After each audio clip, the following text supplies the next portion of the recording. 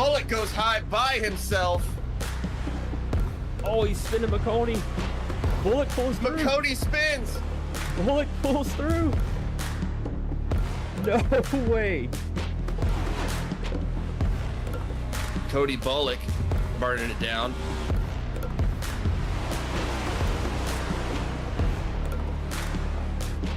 What a feat. He's going to do it.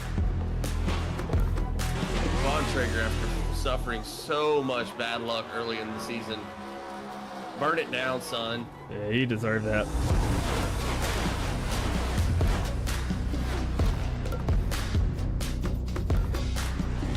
Ryan Moyer burning it down. I think Jeremy Gardner's going to be able to hold on 4 races in a row. Takes it home at Pocono. And burn it down. Jeremy, you have earned it, sir. Uh-oh, and there we go. They're spinning. That's a bad one. That, I swear to you, I think that's another bump.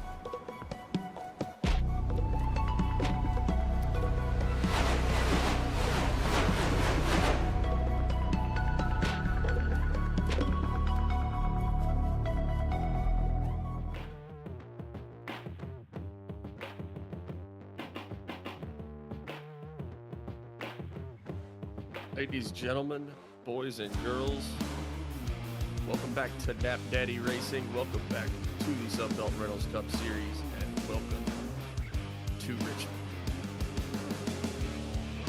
As always, my name is Hunter Foley, and we'll be up here in the booth with my broadcast partner, Jonathan Smith, and we are excited to be bringing you the action tonight from Richmond Raceway. We've got our drivers out here on the track getting warmed up, getting ready to get our qualifying underway. But for that, let's get on over to paying the bills really quickly. First and foremost, I want to give a big shout out to Sunbelt Rentals for being our series sponsor this year, making sure these drivers stay out here on the track, make sure we stay up in the booth, giving everybody something to race for out on the track. We certainly appreciate them. Sunbelt Rentals is a nationwide equipment rentals company. If you or someone you know needs a piece of equipment for your next project, be that something getting done around the house or on your big commercial industrial project out on the job site, be sure to check out Sunbelt Rentals. I've had to deal with them many times in the past, and I've always been treated with absolute professionalism and knowledge. And we really appreciate them, not only for what they do for everybody out here on the job sites, but for us in the league. Again, huge shout out to Sunbelt Rentals for being our series sponsor this year. As always, our little shameless self-promo that we get to do at the beginning of these things as well. Myself and John, again, make up Knapp Daddy Racing. Started this thing last year as a iRacing design and template shop, grown to try to be your one-stop shop for any and all things iRacing. So whether that be you need some broadcasters in the booth, you need a new paint scheme, you need a new logo, or you just want a really cool t-shirt or a hat, be sure to head on over to knappdaddyracing.com. Lots of cool updates on there coming here very soon. And pick up exactly what you need. Be sure you also check us out on social media, like, follow, all that good stuff. We are on Facebook, we are on Instagram, we are on TikTok, and we are on YouTube. So we appreciate any and all likes, subscriptions, follows, all that fun stuff. Be sure to leave a like and subscribe to the YouTube channel as well so you don't miss a second of the Sunbelt Rentals Cup Series action.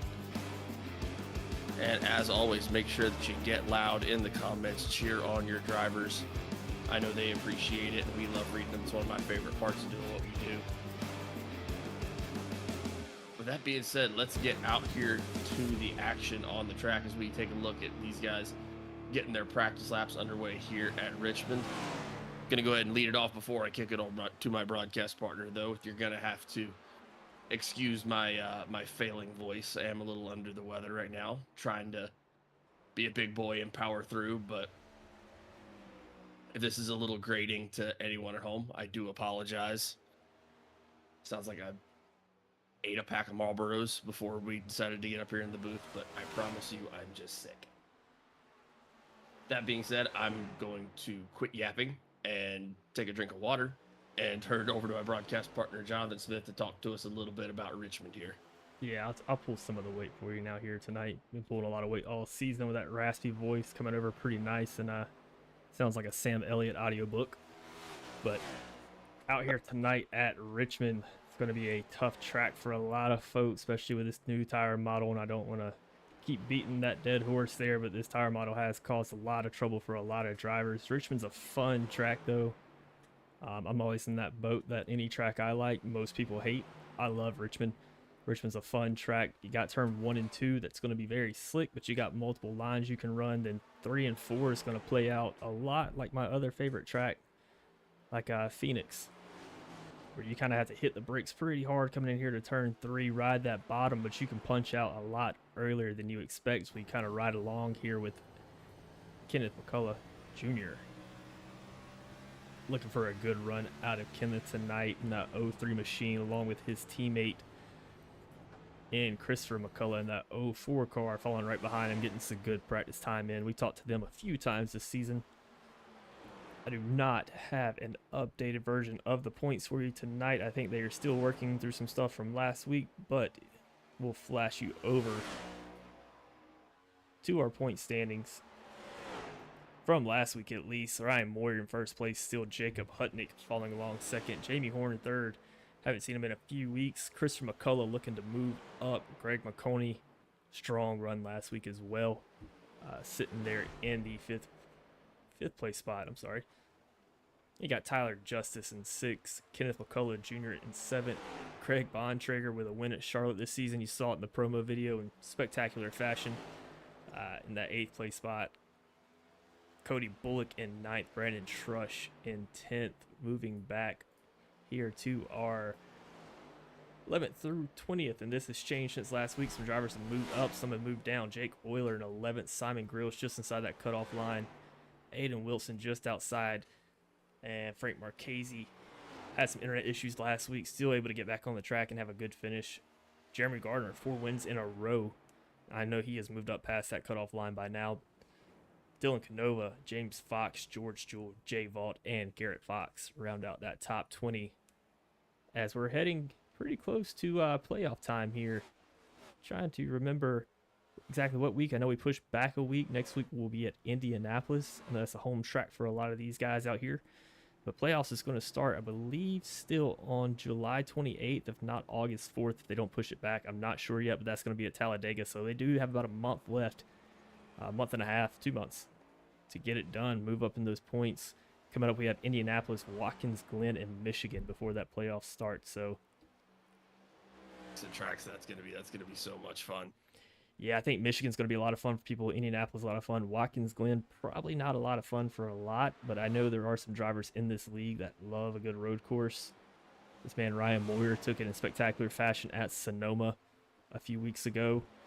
I got guys like, I believe it was Jay Vault and Simon Grills possibly, and Cody Bullock also driving an endurance team, and they do a lot of road courses. Not in these next gen cars as much, but they do have some familiarity with it. So looking to get out there and get it done.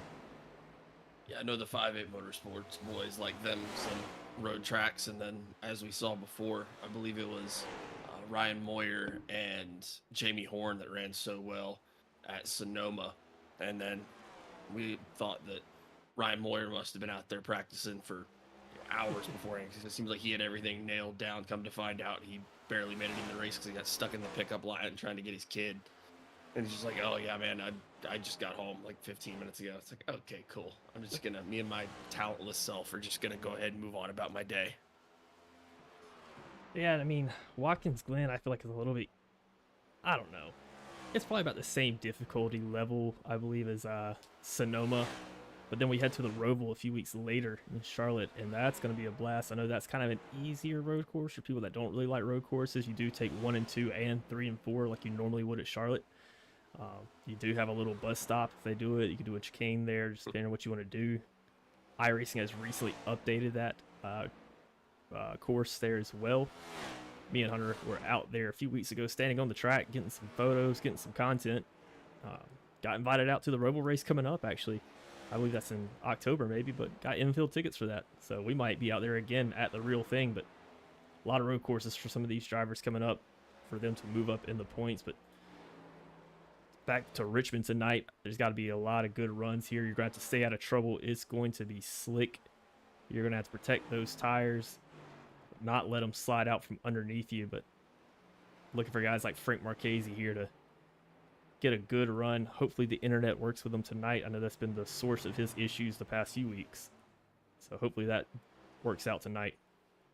Yeah, I know everyone's been hungry and trying to get out here and get some practice laps in. Everyone's trying to chase down Jeremy Gardner right now. Man's on a hot streak, 4 on the trot, and really kind of seen him kind of do it in every fashion at this point. We've seen him win some races just in dominating fashion. We saw last week where he had to kind of fight his way back up to the top and had to fight his way through some adversity. So he's well and truly proven himself in this league so far this year, and 4 races in a row. That's pretty dominating no matter how you win them. They don't really ask how, they ask how many. I know all these guys are out here trying to chase him down and see if anybody's got anything in the tank for him tonight here at Richmond. I know we've seen lots of different times and lots of different strategies on the track here at Richmond so far. Just as a little update and a reminder for how we're going to be running them tonight, it is going to be, I believe, track temps are about 79 degrees. There is a little bit of wind, so a little bit cooler for Richmond. So hopefully be able to get these guys a little bit of extra grip out there on what is sure to be a really slippery track. Again, with those new tire models, we are doing 200 laps here at Richmond tonight. It's going to fly right by. And then we will be doing a stage break at lap 100. Again, keeping in mind that in this league, for our stage breaks, we do throw a caution, and there is points. You get 10 bonus points for winning the stage. It goes back to 1 point for finishing in 10th. Yeah, I tried to put the track info here tonight, and I noticed it said the Monster Mile. We are not at the Monster Mile at Dover. I'm not sure why that automatically defaulted to that, but we are at Richmond Raceway. So, like you said, man, humidity is going to be a huge factor here tonight, especially shifting. This is a track you're going to have to shift on a little bit, coming in, especially into turn 3 and 4, shifting out of that. So that humidity is going to play with them RPMs a little bit. Might see some guys keep it in gear a little bit longer, but I don't really know how it's going to play out for them. I don't know what's the setup's like. I know we're running off a McConey setup tonight. Special shout out to them. Thank you very much. Trying to find Mr. McConey himself. That is not the owner of McConey Setup Shop, but it's the brother, right? He's a brother? I believe so. Yeah, so shout out to the McConeys. A relative. Yeah. It's a strong name, too. McConey. It is. Sounds like a guy you don't mess with. I know Greg McConey's expected a good run here tonight. Been running really, really strong this year. Definitely run into some trouble here in the last couple of weeks, but had a really, really fast car last week as well. In the comments already got Jamie Lipke saying always down for some good vroom vrooms. That's why we do what we do. We love vroom vrooms. And then Brian Gibbons, member of the Marchese Mafia, out there in the chat. Frank Marchese once ordered a Big Mac at Burger King and got one. That's a good one.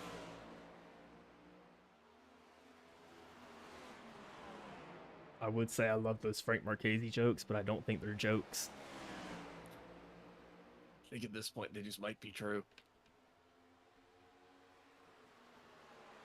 Saw a big variation in practice times. We got Jeremy Gardner currently going to be our fastest practice lap with a 21.33. I believe that's going back all the way to a 21.97, and that is currently our slowest practice time. So we've got almost 0.6 seconds of variation in practice, and I know we're getting ready to end the practice session here. We're getting ready to kick it over to qualifying. Yeah, like a lot of these tracks, especially like your Richmond Scenics, gateways that require a little bit of brake and a little bit of input, you always see groups almost split up. Like you can see here, the Jeremy Gardner out in front by about 0.07 of a second, but then you have this group that's within a tenth, or 3 people, Bontrager, Justice, Euler within 0.2. Then you have this group within 0.2 or 0.3 here, all the way down to the 10th place in Trush. It always just seems like there's groups, and you have to do one extra tiny thing to move yourself another tenth forward and get a little bit better time. And I think a lot of these guys will find it. I know we had some league races this week of my own, and working with the team, one of our strategies was when we get to the practice lobby, don't show your hand too quickly. We did not want people to know what we were doing and follow our line. And so there might be some stuff like that going on tonight, especially with these RER guys who's had a pretty good season, looking to keep moving up. I think Craig Bontrager going to have a good night. As long as he can qualify out in front and stay in front, maybe stay away from some of the trouble. It seems like it tends to find him more often than not. Not his fault at all. It's just, I don't know if he just doesn't drive with a rabbit's foot, or I don't know what Indian burial ground he stepped on, but seems like he's had a lot of bad luck this year, but still doing pretty good in the points and got a win. Yeah, got himself a win. He's been moving up consistently as well. I mean, Team RER has just been on a tear, and that's not just Jeremy Gardner who's come in and really been blowing things away, but I mean, Craig Bontrager, Tyler Justice, all those guys really been kind of turning up the heat here over the past couple of weeks and running really fast and very, very consistent. I know Jake Euler's good looking for a good night tonight as well. Talked to Jake a couple different times over the Discord, and he also does stream these races as well if you want to catch an in-person view of what goes on out there on the track. We would obviously appreciate if you keep the dial right here at Knapp Daddy Racing, but if you do want to switch between them and check it out and see what's going on inside the car, I believe he streams at Jake Euler on YouTube and Facebook, I believe. Jake Euler Racing. Yeah, he's got some good content over there. Also repping the Knapp Daddy paint scheme tonight. Well, not the Knapp Daddy paint scheme, but one that we created for him. One of two sets. Actually, probably two of my favorite, but also really like the one I did for Cody Bullock and also Brandon Trush. Another one we did recently. See skirts on around there. Lots of guys out there on the track repping the Knapp Daddy schemes. And if you or someone you know want a custom iRacing car just like theirs, you can head on over to knapdaddyracing.com and we can help you out with that. All right, let's go ahead and make our picks before qualifying starts. Let's make this a fair game here. You got picks, put them in the comments. You don't win anything, but I will say I was right in another league for my first time ever last week, so feeling pretty hot.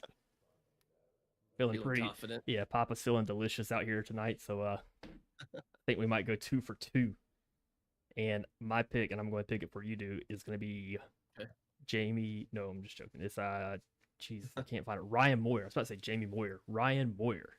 It's going to be my pick for tonight.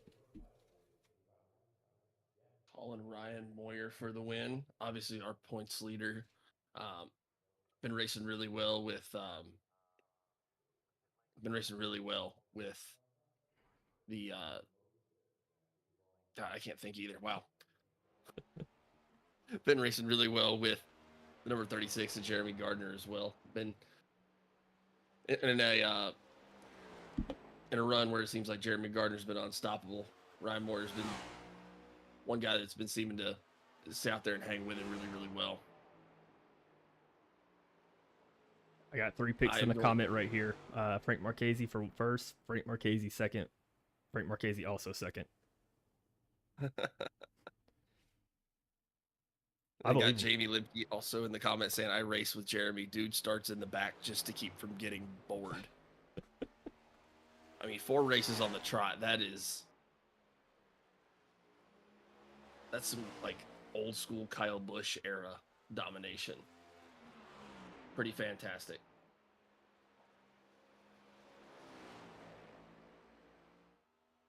I think I'm going to go tonight with... It seems unfair to take Jeremy Gardner. Like, if you're trying to pick the guy that's won 4 in a row, I mean, I've got to have just some crazy minus odds on that. So, well, also in my top 3 as well, I was going to throw. Oh, man, I really like Simon Grill's pick. Okay. I really like a Simon Grill's top 3 tonight. I mean, I'm not going to pick Jeremy Gardner. I kind of I like. don't think he. I like Frank Marchese. Jake Euler's been on a tear lately. I mean, that guy's. If anybody's improved, I haven't seen people make this big of a leap in their performance in a while. Like Jake Euler's just making leaps lately. I really like him top three. I don't know. I'm going with Simon Grill's top three, and I'm also going to pick. Give me Jacob Hutnick top three. Got it. That's a Ryan Moyer, Simon Grills, Jacob Hutnick top three. That's what it For is. John, got Rusty Rafferty saying, let's go RER. Root for those Rogue Energy Racing boys. I'm going to go with a Craig Bontrager win. Love it. I'm going to go with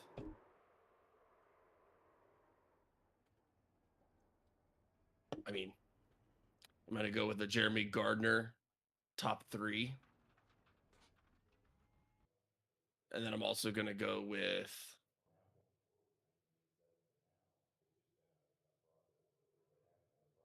Jay Vaught top three.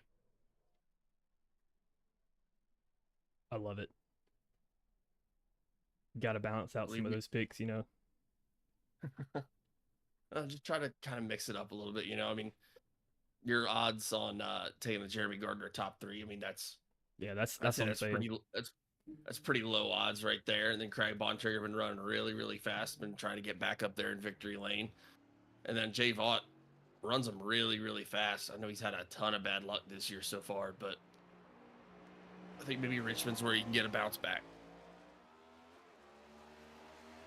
And another guy I'm not going to discredit at all is both Greg McConey and Frank Marchese. Both those guys are super fast.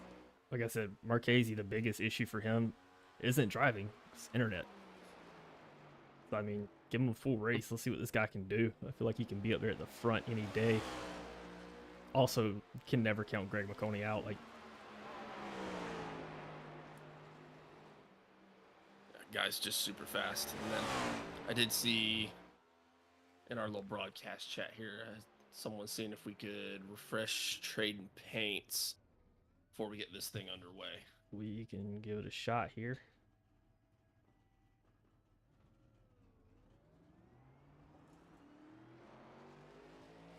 Hopefully this doesn't cause anything to blow absolutely up. Freak out.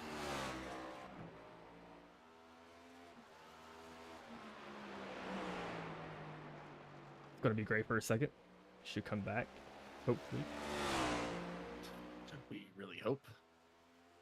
Hopefully that's what he was going for there. Oh yeah, the AFC Richmond. I remember the Ted Lasso scheme. No. Yeah, the Trash Panda guy's always coming through with really, really sweet paint schemes. That updated AFC Richmond's one is sweet. Man, I love Ted Lasso too. I don't watch a lot of like TV shows, so I feel like if I can endorse a TV show, it's got to be somewhat decent. Ted Lasso, great show. I guess was it just called Lasso? No, it was called Ted Lasso. Oh, okay. I'm excited to see that one coming back as well. I haven't finished the last season yet, but what? It takes me a while, man. It takes me a while. I think it took me like 2 years to finish Breaking Bad. I love Breaking Bad. That's a great show. I think I got through Breaking Bad pretty quick. I was dragging my way through The Walking Dead before I just eventually gave up. Yeah, season 4 was it for me. I was like, all right. We get it. They kill zombies. Got it. Check. People that did not qualify yet. Kenneth McCullough Jr. not attempted a lap yet. I do have Brandon Trush with 1.5 laps on the track with no recorded time. Tyler Justice, little less than a lap, no recorded time. Jeremy Gardner, Jacob Hutnick, Aiden Wilson, same way. So I don't know if there was a wall issue. Maybe they just got in the pits and sat there and was like, I'll just start in the back tonight. But those guys, I remember seeing Jeremy Gardner sit in the pits for a second earlier. But Greg McConey just getting some practice laps out here, and now he's going to be starting in your P6 position as of now, unless somebody comes out here and throws one down in the likes of Tyler Justice, Kenneth McCullough Jr., Jeremy Gardner, Jacob Hutnick, Aiden Wilson. Again, for anyone who does not qualify, they will start based in order of their fastest practice time, I believe. So that would be the, I guess, correct order that they would go off in, but we will cut to our starting lineup before the race gets started.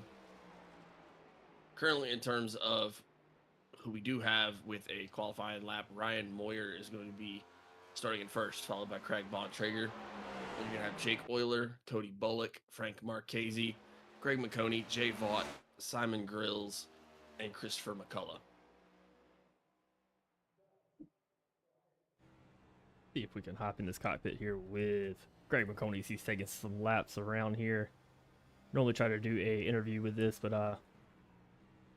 trying to just get, everything together so I can just come into it every week a little smoother. We're still learning, still figuring some things out. 100%. This is going to be a tough track. You're going to really have to hug that high side to get a good angle into this corner here. Heavy on the brakes. You can see them in fourth gear. Pushing out is going to be very slick. Going to be driving off that back right a lot. And then you're going to have to get down in gears. It goes down to fourth gear. Hug that line. And push out pretty heavily. You just saw him pass the restart zone. Which is another issue here. Is that the restart zone, if you are maybe like 7th to whatever place behind, you're going to be restarting in the corner, and that is tough. I hate that. So you might see some people start pushing up.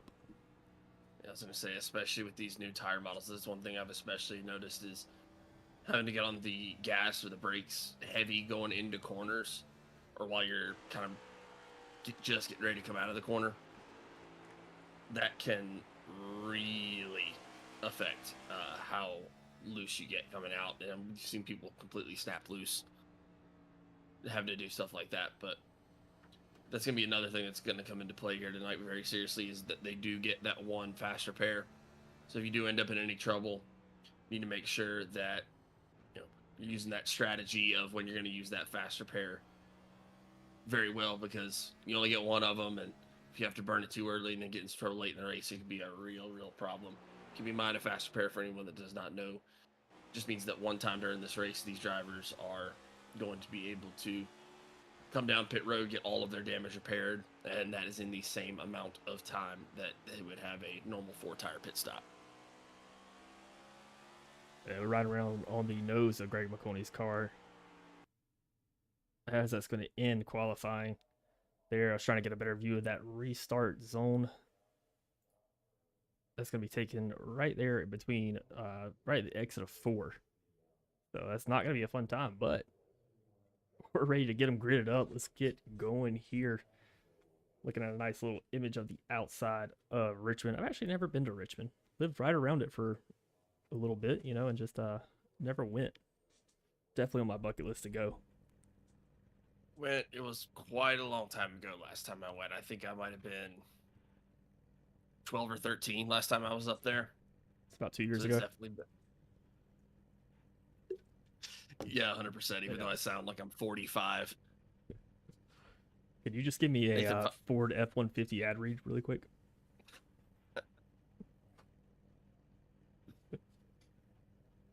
You ever seen a squirrel jump out of a tree and land on a bird's head?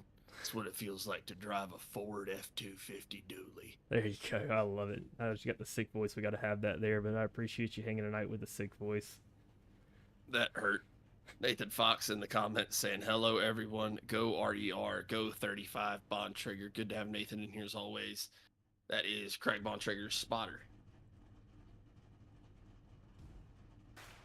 And I love having a spotter. Cannot understate how well that helps, how much that helps during a race to have a actual spotter there. I'll tell you what's going on in the track, but let's get to the grid here as they are starting to line it up. Starting on your first row tonight, you're going to have Ryan Moyer and Craig Bontrager. Ryan Moyer taking that pole position, and Craig Bontrager starting on the outside, and that's going to be Hunter's pick for tonight.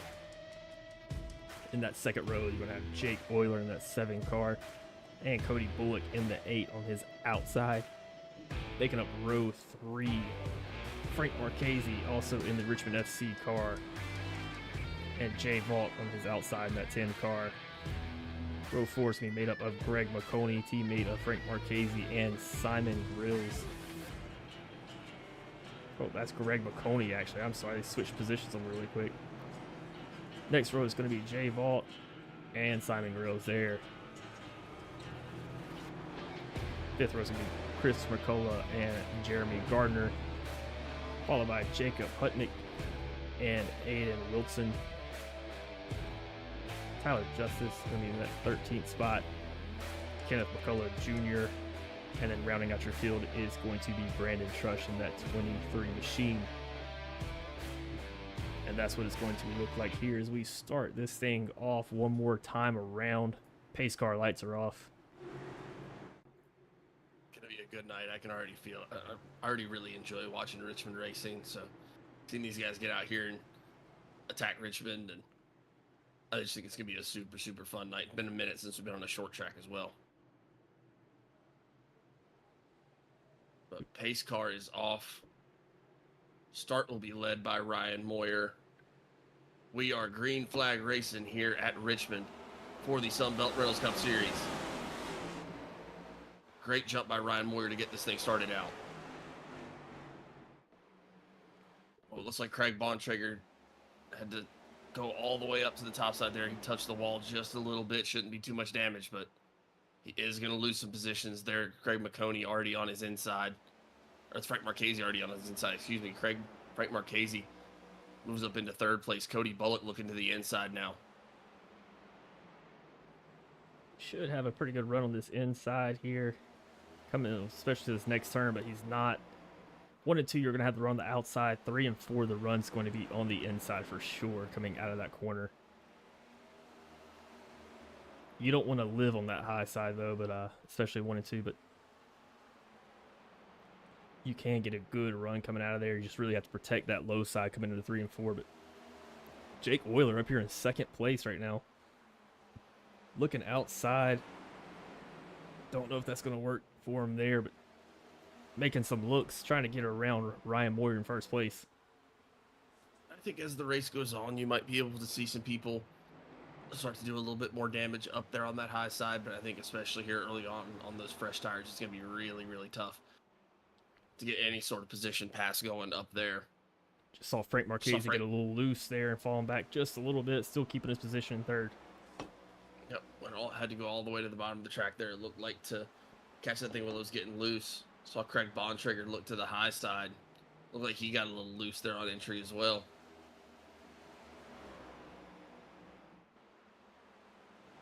Kind of just like you said, you are starting to see kind of that Richmond spread out happen already just a little bit. Some of our early big movers. You got Christopher McCullough moving up to 6th place from 9th. Jeremy Gardner up 2 spots. Now in 8th, moved up from 10th. Tyler Justice up 3 spots right now, up into the top 10 now. Brandon Trush moved up 3 spots, now in 12th.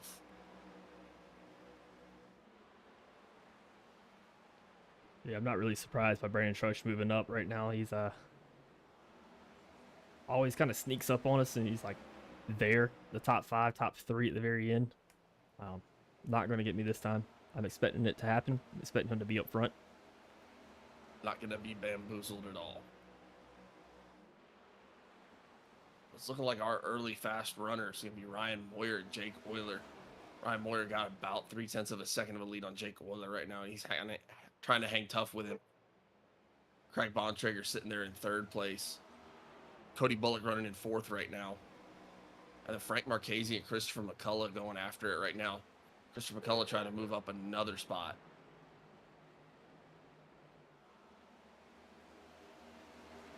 Yeah, McCullough is here on a tear, and I know we talked to Jake Euler last week in the Discord server a little bit, and he was talking about how much practice time he has been putting in lately, and it's definitely showing here. Up there hanging with Ryan Moyer, who's obviously been our points leader pretty much all year. has I believe, tied for the most wins in the Sunbelt Rentals Cup Series so far. I believe Jeremy has tied him with that 4th win. Yeah, I know 2 of our winners this year are no longer racing with us, so that takes them pretty much out of the equation from Daytona and Martinsville, I believe. Yep.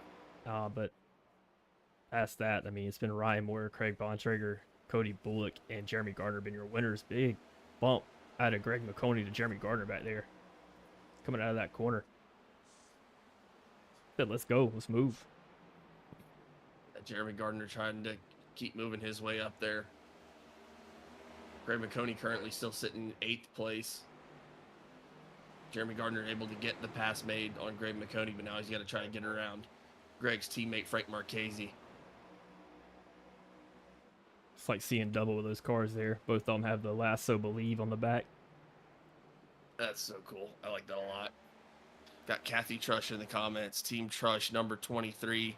Get after it. He is certainly getting after it right now. Up 5 spots right now. Already worked his way back up into the top 10. He's trying to get caught up to the 33 machine of Tyler Justice. We do have a new leader, Jake Euler, making the pass on Ryan Moyer. Moyer's on that high side. I don't know if he overshot the corner or got loose or just giving it to him, but through 3 and 4, Ryan Moyer did go high. Jake Euler taking advantage of it. Takes that position away. He's going to get some laps led. He is going to get some laps led. The first 14 went to Ryan Moyer. Jake Euler now out here trying to get some laps led. Obviously looking very fast out there. I'm already trying to calculate in my head how many times I'm going to mess up Euler and Moyer while I'm trying to go through this battle up here. I don't think a pretty safe over-under is going to be 3. Euler and Moyer is a tough one. It's been getting us all year there, but It's been absolutely eating my lunch.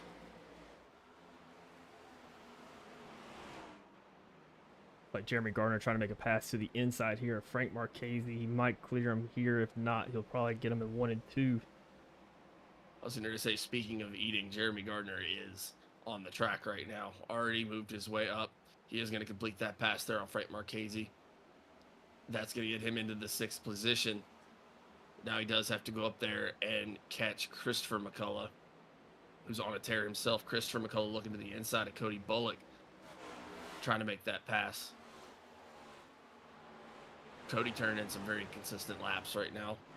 Saw him in practice. It seems like he was trying to figure out how to keep the wheels under it a little bit, but he's been very, very consistent. Started in 4th, still running in 4th. Doing a really good job out there right now. Yeah, and that's kind of the thing about like the practice sessions too, and I'm definitely guilty of it. You know it's practice and you can reset the car, so you just go out there and send it as hard as you can. Just see how hard you can push the car before it does spin. That kind of gives you an idea how much to scale it back. But so when we start these streams, you see a lot of spins in practice. Don't be alarmed, people at home that are watching, but it's just these guys go out there and trying to send it. You really get a feel for how much the car can actually push and what you can and can't do in a corner. And that's kind of shown here tonight. 20 clean laps so far. McCullough making that pass. Yeah, he's still trying to get that pass made. Cody's been making it stick really well on the high side. I think Christopher's going to be able to get him here. He washed did wash up. Now Jeremy Gardner's going to be looking to that inside lane. Definitely where we've seen the most success with passing here tonight so far. But Cody actually did a good job there of holding that line. The pass was really even able to go through for a couple of laps there. But now Jeremy Gardner looking to the inside of Christopher McCullough. He's going to get that pass made. Yeah, and I mean, like, this track is, I can compare it to another track. It is a lot like Phoenix with a little bit more banking, especially around 1 and 2. But I mean, you could probably get a run off 1 and 2 on the high side. It might balance back out to the next corner, but 3 and 4, you have to stay low. You have to make your pass on that low side. Or just hope somebody washes up or over breaks it. Yeah, it looked like Christopher was back down there on the low side there. It was kind of giving Jeremy Gardner all he wanted, but Gardner able to get a little bit of separation on that exit, and he's going to be moving on to try to run down his teammate, Craig Bontrager, who's currently running 3rd. Jake Euler got about 0.6 of a second of a lead on Ryan Moyer right now, but Ryan did just close that in pretty significantly right there. Almost cut that in half on that entry. Yeah, I looked at it earlier. He was up to like about a 0.7, about 7/10 lead over. You can see those brakes heating up on Jake Euler's machine there as those rotors kind of flare up red there. Going to be a lot of that coming into 3 and 4 here tonight. If I could change one thing about this track, man, it'd be probably 3 things. But first thing, I hate how the front stretch is kind of like an arc, kind of like the back stretch of Chicagoland's, kind of like a almost circle arc curve. But it is a struggle for me, especially because when you come out of here, you can keep going high, but it also gets super loose there on the high side. You can see the NASCAR emblems on the wall as they come through down to turn 1, and that's kind of your braking points. Same thing here, 3 and 4. Those are NASCAR logos on the wall there, telling you where to brake. But Jake Euler's gonna have to keep it low if he wants to hold that position. Yeah, I think we've seen maybe a couple people tonight think that they can really, really stick that high side, and they'll be able to hold their positions, and that's just been, at this point in the race, just been shown to be not true at this point. You got to get down there on the low side if you want to be able to actually make the pass, but could just be strategy plays at this point. You're not trying to burn them up too early. Still a lot of laps to go here in this thing, only on lap 28 of 200. We've got a long way to go before we get to that first stage break. Yeah, at lap 100. Could be a little bit of an overshoot too, going into the corner, just trying to figure out the braking points since these tires starting to heat up, and more heat equals expansion, so that's going to make the tires a little bit bigger and drive a little bit differently. A lot of times when we do the open setups, you get a pressure before you start the run, then you get your pressures during the run, then after the run. Let's just see how much that tire is expanded. It looks like Ryan Moore is going to try to make that inside work. I think he'll have it here through 3 and 4 to get that lead back from Jake Eulers. He stays on that high side, maybe giving it back to Ryan Moyer to let the tires cool down a little bit. I do like Jake Eulers' line a whole lot through 1 and 2 here, though. Yeah, and they've led about the same number of laps right now. Almost split that 50-50, about 14 or 15 either way. Jeremy Gardner still trying to run down his teammate Craig Bontrager.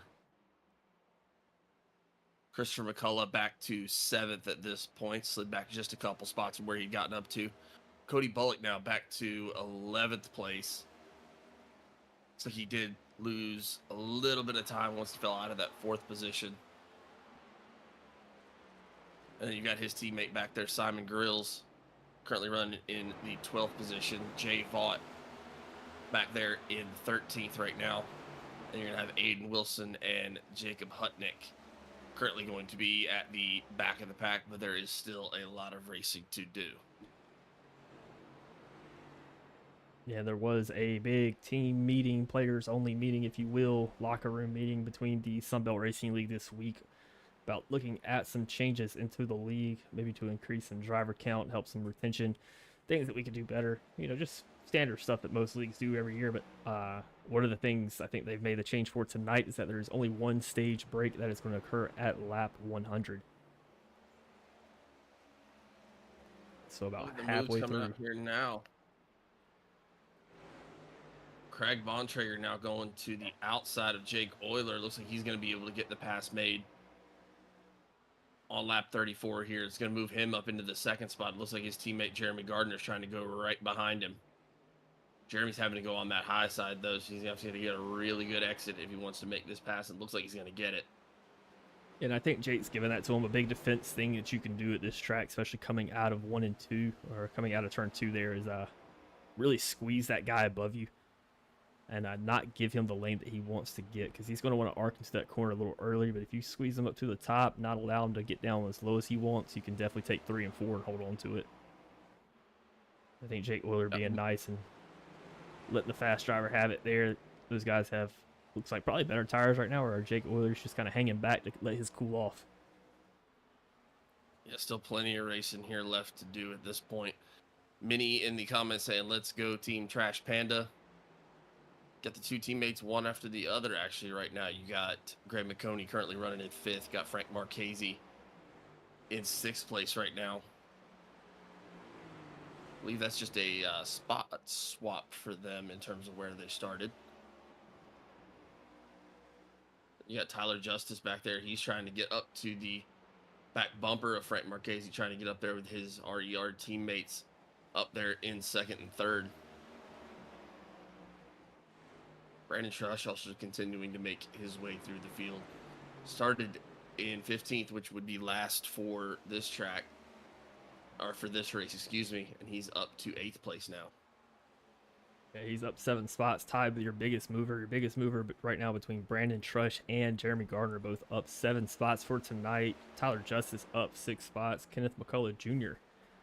in 9th place, up 5 spots. He's also with his teammate.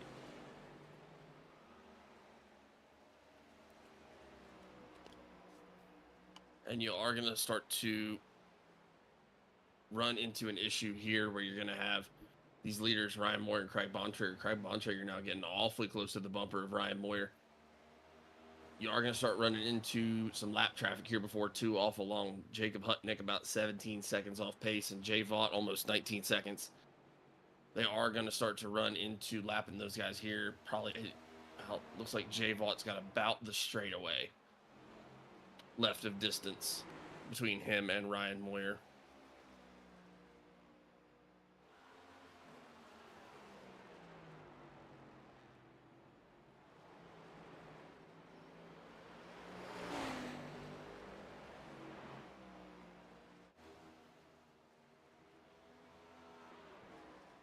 Bontrager all over the bumper of Ryan Moyer. I don't know if that was probably overran the corner just a little bit there, but he's going to fall back to 3rd place. Jeremy Gardner's going to take that spot, and just like that, Jeremy Gardner, 2nd place, running down Ryan Moyer. And he's still got a little bit of work to do, about a half a second to get all the way back up to the bumper, but he is closing in fast. There's our first car there that is going to go a lap down. That is going to be the number 10 of Jay Vaught. Look like he's actually going to go ahead and bring it down pit road. I'm going to cut back to that just a second here between Craig Bontrager and Ryan Moyer. Yeah, it looks like he just kind of overran that corner a little bit. Or just misunderstanding between his braking point and Ryan Moyer's, but that's going to push him back just a hair. And good job on him to keep everything under control there. Seems like he's already back to kind of running up there with everybody. Jeremy Gardner trying to get the inside on Ryan Moyer here, see if he can make the pass. He can't get it done right there.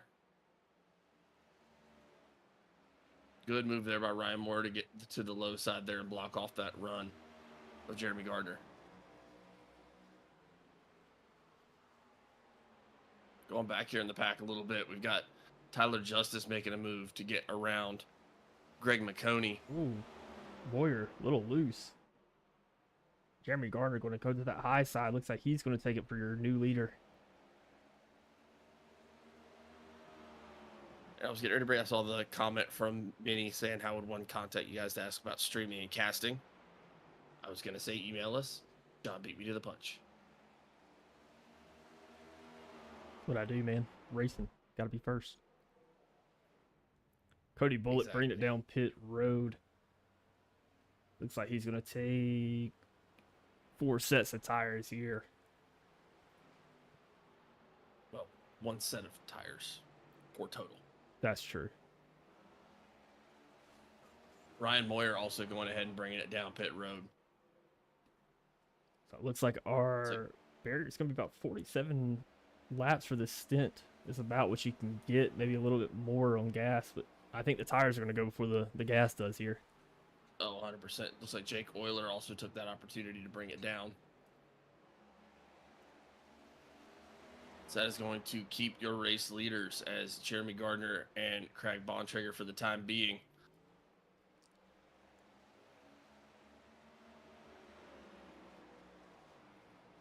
Jeremy Gardner trying to get around the 77 of Jacob Hutnick. That's to put him a lap down.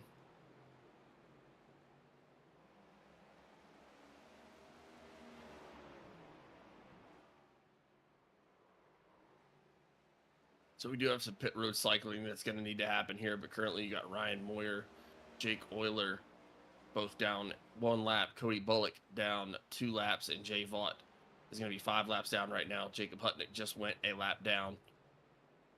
But we do have yet to see our leaders pit. And as I say that, man, that happens a lot. I see the notification coming through on the driver chat that Jerry Gardner's bringing it down. Craig Bontrager going to stay out on the track, try to get a lap led.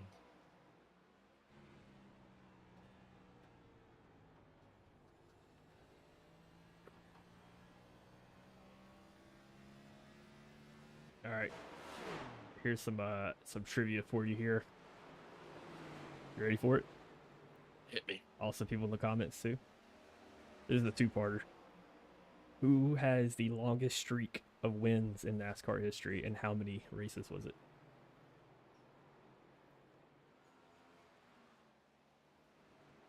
I want to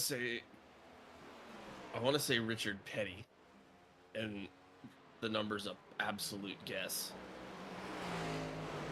I'm gonna say 6. We just saw Greg McConey tap the wall there. He's going to fall back a little bit. Craig Bontrager keeping it straight, keeping it out front for now. He's going to have to pit here soon. If not this lap, looks like he's looking low, trying to get that. Oh, and he spins it. No caution yet. Hold that brake. There's the caution. And he's just going to tow. Wow. I'm not 100% sure what happened. It looked like when Craig was trying to bring it down, it looked like it was just unfortunately right at the same time that Greg McConey was getting back out on the track. But I don't think that I don't think Craig was able to bring it down right there.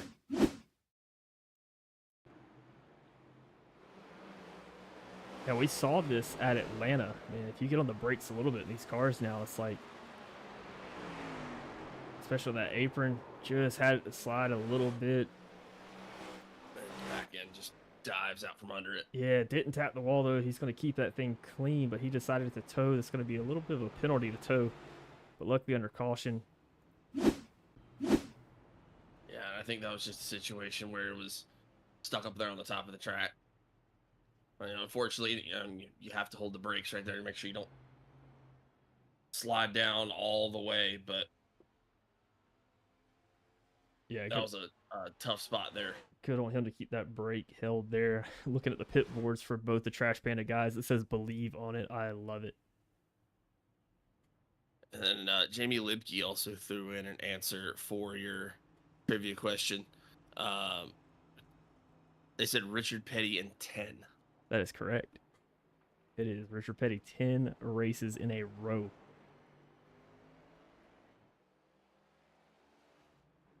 Jeremy Gardner currently at 4 in the league now, trying to chase history. I don't know if you have enough races left to do that in this league.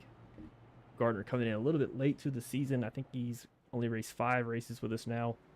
Came in second on the first one and then won the next 4. Absolutely wheeling him off here. Yeah, he has the races. He could do it. He could win 10 in a row. Good Lord, that'd be crazy. But it's looking like, I know we've still got to get things cycled out from the caution and the pit stops and everything like that, but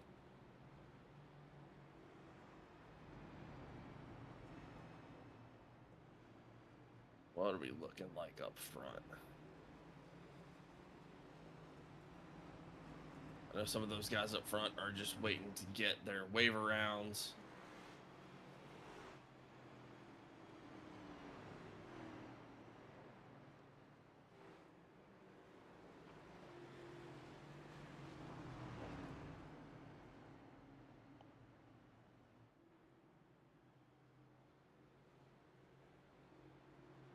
It's looking like it might be Simon Grills and Jacob Hutnick up at the front once we restart this thing. I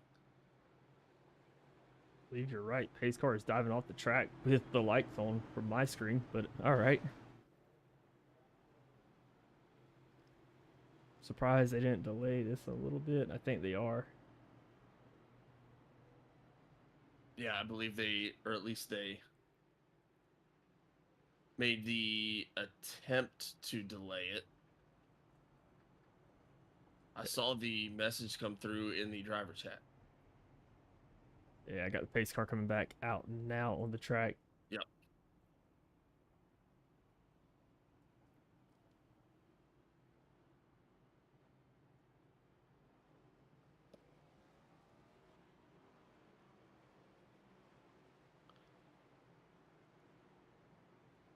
And then Jamie Lipke saying differences that back then Richard Petty was running that Hemi Cuda and the cars were not as standardized.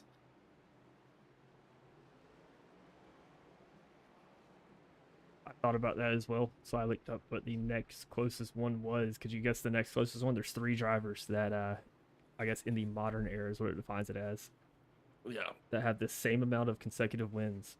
There's 3 of them. Can you name one of the? Can name 2 of the 3 at least, and give me the wins. For the run that first part of that question by me again. For the modern era, how many wins in a row? I feel like Tony Stewart got 2 or 3 at one point.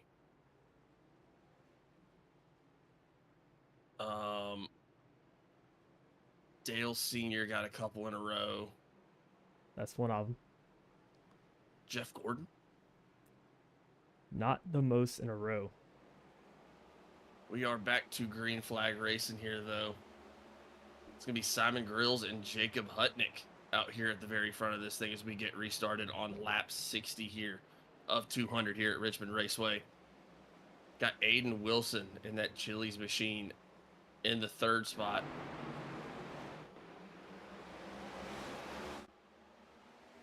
Got the 04 Christopher Cull up there, but he is a lap down currently. Tyler Justice gets a little loose, goes to the bottom side, able to keep it clean though on the inside of Jeremy Gardner now. Fight for that 4th place spot. Oh, that's Simon Grills around.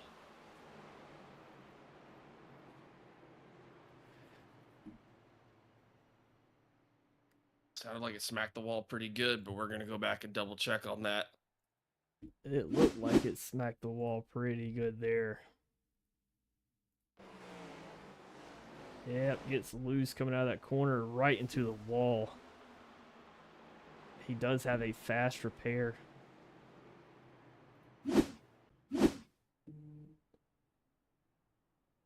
That unfortunate news that I just was able to catch over the radio. Frank Marchese's internet did it again. No way.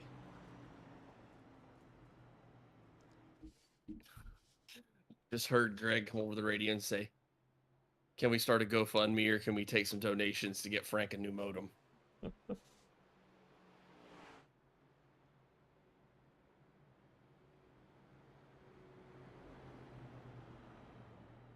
Unfortunate to see. Saw Frank kind of running very consistently there in the top 5. I know he was going to be kind of bouncing back up from the whole pit road cycles that we were dealing with. But his internet just does not like him racing. And his teammate's going to be out here by himself tonight. Just for a little bit. Frank came back last week, lap down. I think it was maybe 2 laps down. Brought it back on the lead lap. Had a pretty decent finish. Yeah, I think he still got a top 10.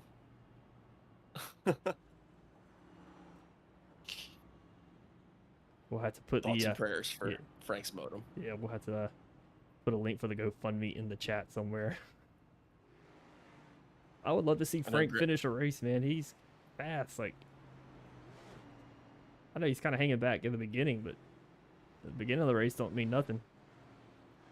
I know Greg's always joking about the trouble that their team mascot Rocky gets into. I think he might have just quit messing with the broadcast, quit messing with the racetracks, quit messing with the lights, and he's just doing a number on Frank's modem at this point. Yeah, and do not fear, we do have Rocky hanging out with us tonight. I got him in a really good spot for us tonight too, to get some good footage of the race going on. Rocky's still serving his time. Everybody watching out for Rocky there in the middle of the track. It's a precarious spot. You Looked know, like Frank did get reconnected. I don't think he's back out on the track yet, but he was able to get reconnected. But when we get this thing restarted here, it's going to be Jacob Hutnick Aiden Wilson, Jeremy Gardner, Tyler Justice, and Jake Euler making up your top 5. Followed by Greg McConey, Ryan Moyer, Brandon Trush, Christopher McCullough. And that's going to be your 9 cars on the lead lap. A lap down, you're going to have Kenneth McCullough Jr. and Cody Bullock. 3 laps down, you're going to have Simon Grills, Craig Bontrager, Frank Marchese, and then Jay Vaught currently in last place 4 laps down. Pace car is off. Lap 65, we are restarted and back going. Great jump by Jacob Hutnick there. Big outside run there from Aiden Wilson there. Jeremy Gardner taking that inside quickly. He's going to get doored a little bit there by Wilson. Wilson's going to go around. Yeah, looked like they were just kind of battling for position, and then just bounces them around. Rocky Cam is out here tonight. I did not forget. I've got Rocky going to work here tonight.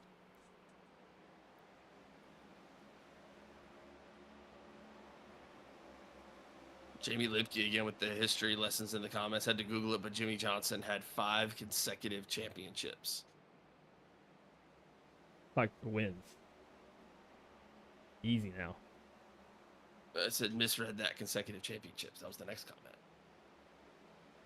I wonder if that's the old Jimmy Johnson, though.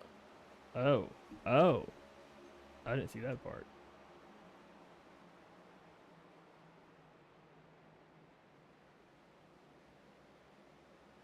For wins, according to Google, what I have here.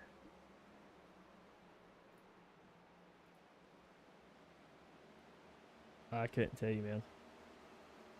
Cale Yarborough, Dale Earnhardt, and Jimmy Johnson. Wow. All with 4 race wins. Got some battling going on here in the middle of the pack right now. Brandon Trush, Kenneth McCullough Jr., and Cody Bullock all battling right there. Brandon Trush is on the lead lap. He's in 7th place. Kenneth McCullough Jr. is currently your last car lap down. Bump. Trush is going to hold it together there. Great job to hold that together. That could have been a problem. And I know I featured it in the promo, but that's... Oh. Look out, look out, look out. Trying to see what happened there.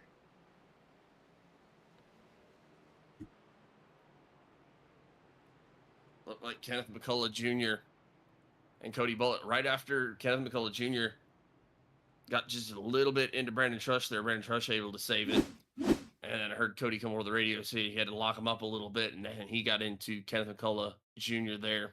Yeah, let's go back to this. Great run job here. to prevent damage there, though, by all 3 of those guys.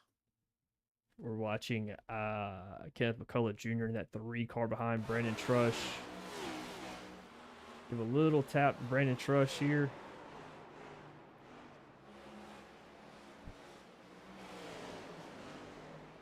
He's going to bring it around, and the same thing happens to him from Cody Bullock. Looks like Cody tried to keep him straight there by touching the front of his nose. Just hard racing, man. I mean, it's hard to find the braking lines here. Oh, especially with these new tire setups, man. I mean, any sort of impact right in there on those entries, and it is so tough to keep it straight.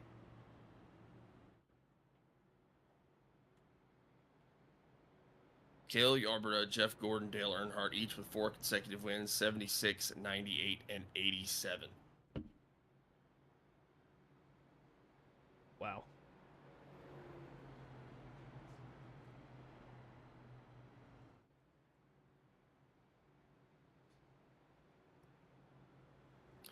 I actually just finished the that Dale Earnhardt documentary on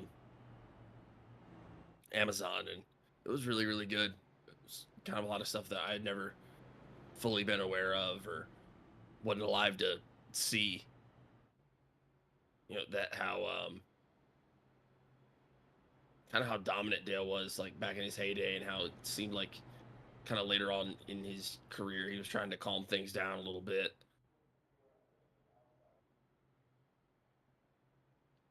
And now everybody's trying to get the same reputation that he had.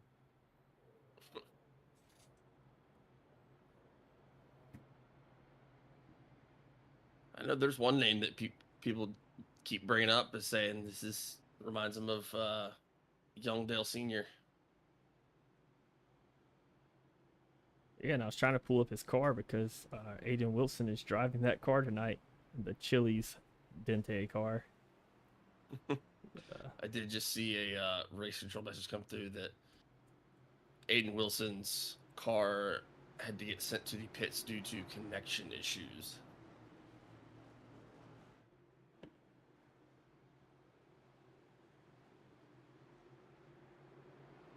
Might have had disconnection issues, as I'm not seeing him out there right now. We are stacked back up to get ready to go for this restart here. Lap 75 back underway, and we are green flag racing again.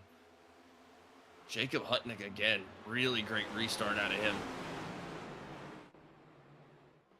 That 83 machine of Greg McConey goes low. Gets second place away from Jeremy Gardner, but he's going to have to try to block back down on that low line to keep Jeremy from getting it right back here. If he can hold it here, he can drive in just a little deeper, let it coast around and punch it out in that high side and have a really good run. But he hits the wall. Jeremy Gardner's going to take that spot. Jake Willer makes a move to get around. That's probably going to cost Greg McConey a couple spots. Jake Willer's going to go there to the low side. You can see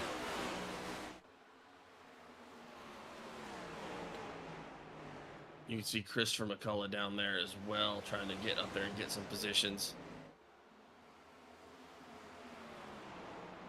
Tyler Justice is going to take advantage, move up here to third spot, but Greg McConey right on his heels, trying to get it back.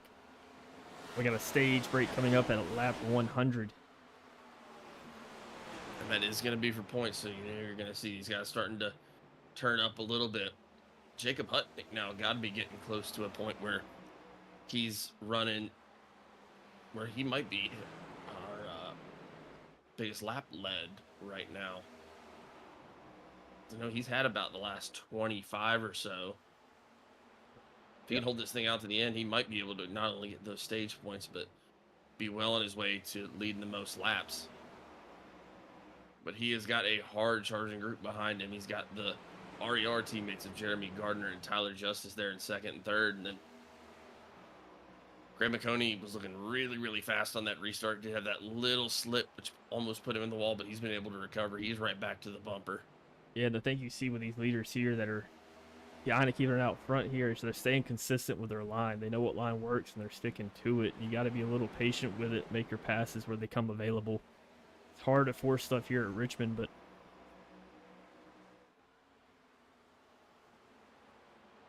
you stay with that line and set it up, maybe a lap in advance, you can get around some people.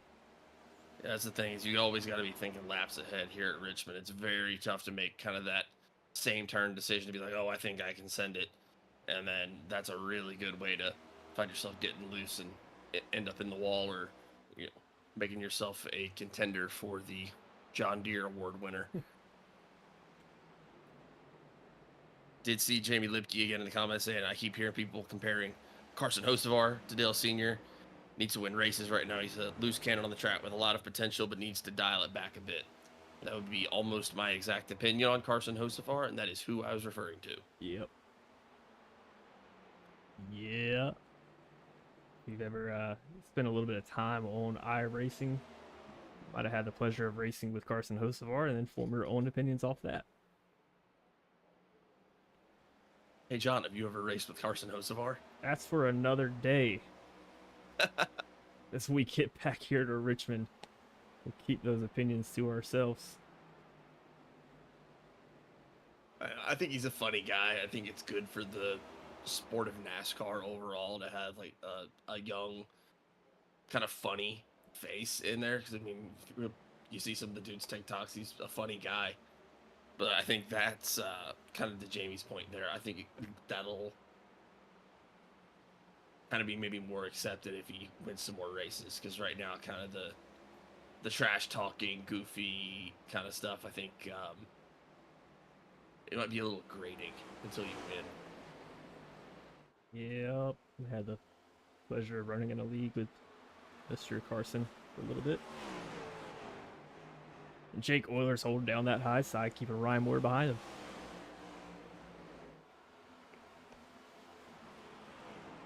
And Jacob Hutnick as well. I mean, we saw Jeremy Gardner been working his way back up through the pack most of this race. Jacob's been doing a really good job of running the line he wants. And then getting back down there on the low side to close off that run of Jeremy Gardner. And again, of course, as I say that, seems like Jeremy might have gotten the low side here. Yeah, that was a beautiful move that he did there. Kind of started off high and diamonded it out to that low side of the turn 2 to get a good run out. Going to try to hold off Hutnick here. I wouldn't worry too much about it. Hutnick's starting really low. He's going to have to brake a lot earlier. Gardner should have a good run here. Yeah, there comes a point where you block on that front stretch, and then after a while, you know they're going to start that corner super low. They're going to be very tight through that corner, so you don't even worry about it. Let them have that. Run your line. Jeremy Gardner's a pretty consistent guy. And these guys are starting to all kind of charge toward the front, see if anyone's going to be able to run down Jeremy Gardner and get the lead away from him before the stage break. These are the first laps led by Jeremy Gardner tonight. Less than a second and a half separates first to fifth right now. It's a nice battle going on right now between our 4th, 5th, and 6th place drivers right there. Had Ryan Moyer going down to the bottom to get around Greg McConey, and now Jake Euler trying to follow in the same path, but doesn't look like he's going to be able to get it done that time by. Yeah, and like Jake Euler tried to do that same kind of a diamond pattern out of that corner. The problem is if you're still got your wheel turned as you're on the gas, that back end will kick out from underneath you, just the way these cars are set up to drive right now, which some people can view as a good thing, but here at this track, it will make you very loose coming out of this corner. He's going to try to make a pass here on Greg McConey. Yeah, he's just got to stick that exit right there. Good job of maintaining that side by side. McConey's getting a really good exit there, though, on that top side, and he's almost getting the position entirely back, but then he's just not quite able to get clear enough to where you can get down on the low side and block off any run from Jake Euler there. You got Aiden Wilson back on the track, though. So cut back to this battle between Jake Euler, Greg McConey behind them. Brandon Trush trying to make his move under Jake Euler. Everyone trying to make their last second moves so they can get all the points that they can. Again, we'll be throwing a stage caution here at lap 100. Like Tyler Justice was trying to look to the inside of Jacob Hutnick. Hutnick doing a better job that time of getting down, blocking off the run on the low side.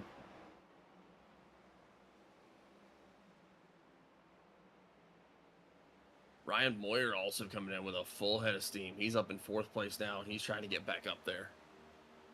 Led most of the, I believe it was about the first 15, 20 laps of this race. Also your pole winner. Got kind of stuck in some of the pit road cycle stuff that we had going on back around lap 30, but now finds himself back up there in the top 5. I think Tyler Justice is faster than Jacob Hutnick. Looks like he's kind of getting a little slower than he wants to as he gets to the bumper. Not trying to push Jacob out of the way. 3 to go here until the stage break, but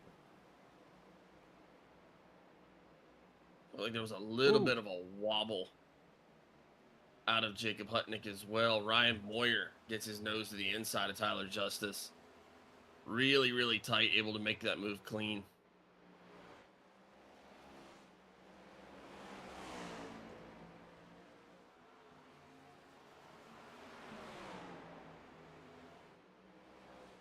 he should have this pass right here. Ryan Moyer gets around him looking to hunt down Jacob Hutnick now. I believe Hutnick and Moyer are teammates. Jeremy Gardner and Tyler Justice also teammates. Moyer looking to make his move. He has his inside. He should be able to get it here in 3 and 4. He had it, and then it got back in, got a little bit loose on him, but able to recover, and he is going to be able to make that pass and get himself back up into second. So Jeremy Gardner has taken off to about a 2-second lead ahead of both of these guys as he comes around to take the first stage, our only stage tonight.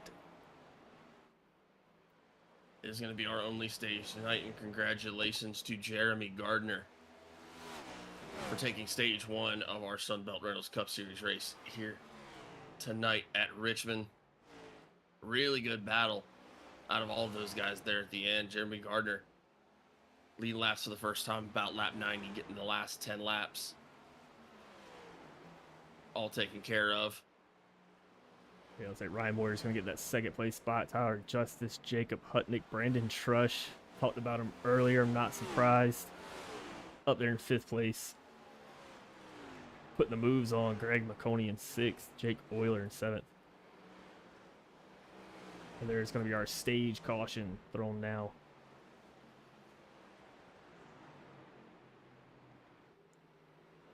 They are going to be all able to bring it down pit road, get those 4 tires.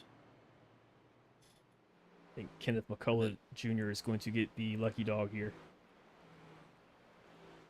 I believe you are correct. Going to be back on the lead lap with his teammate Christopher McCullough, who is currently running in 8th place. I believe that's going to make your next car a lap down, Cody Bullock. And then, let's see. Got Minnie in the comments saying that, back to our previous conversation, likes the comparison of Carson Hocevar, fast and a bit reckless, like a 1979 Earnhardt or very early Kyle Busch. The wins will come. I wouldn't want to muzzle the raw speed he has by telling him to chill. I definitely see that point as well. Like I said, I do think that I do really also like that very early Kyle Busch comparison, and also a lot of people got mad at early stage Kyle Busch. And I do think what Hocevar brings to the table is good for the sport. I just think that what he does will be more accepted once he starts getting wins. Yeah.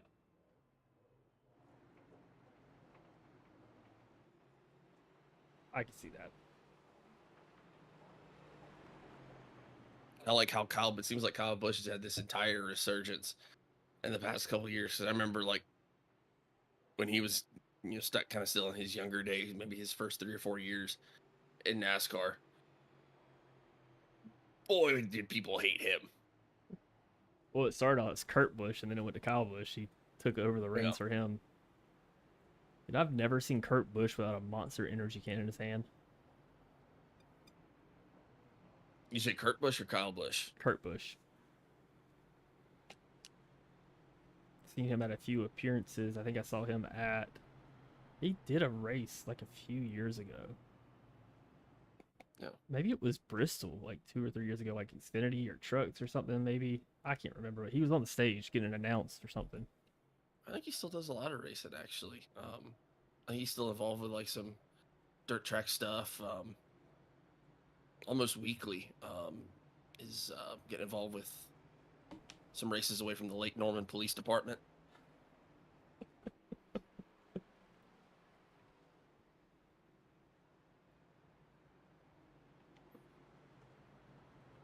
What? Who said that?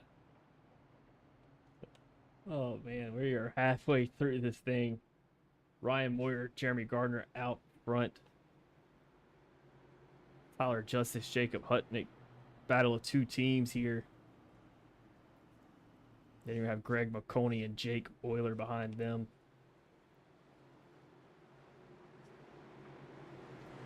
And a couple of things that I'm going to be looking out for as we get this thing back going here. We are restarted. Great jump out of Jeremy Gardner. Even better out of Ryan Moyer. Looks like Gardner got a bump from his teammate Justice. I don't know if they tried to plan that or what, but it looked like it slowed Gardner down a lot. Jake Euler making some moves. Jake Euler shooting the gap here. I think Jeremy Gardner may have been black flagged. I believe he did. McCullough Caution around. flag is out. Christopher McCullough all the way around on the inside of the track. Maybe that bump made him jump the start. I think it did.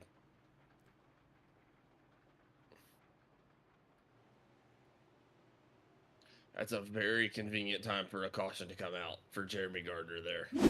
Let's go back to this restart here. We'll slow it down. You can see the restart zone there to the left of your screen with that orange box on the wall. Yeah, Justice gives him a bump, which pushes him ahead too soon. Cannot restart till you're inside that box. Even though it is on Jeremy Gardner, he controls the restart, but that was too early.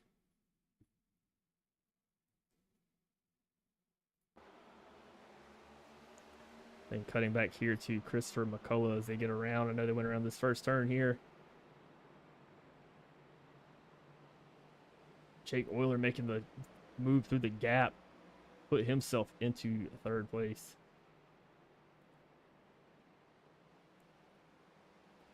Yeah, it looks like he got a little loose coming out of that corner there. Gonna keep that Bermuda nice and low for us. I reckon that's Bermuda. I don't know what it is out there. Yep, there it goes. Looks like he just got a little arrow loose, but again, good job by him to avoid taking any real damage. It would have been really unfortunate. Chris McCullough's had a very fast car here tonight.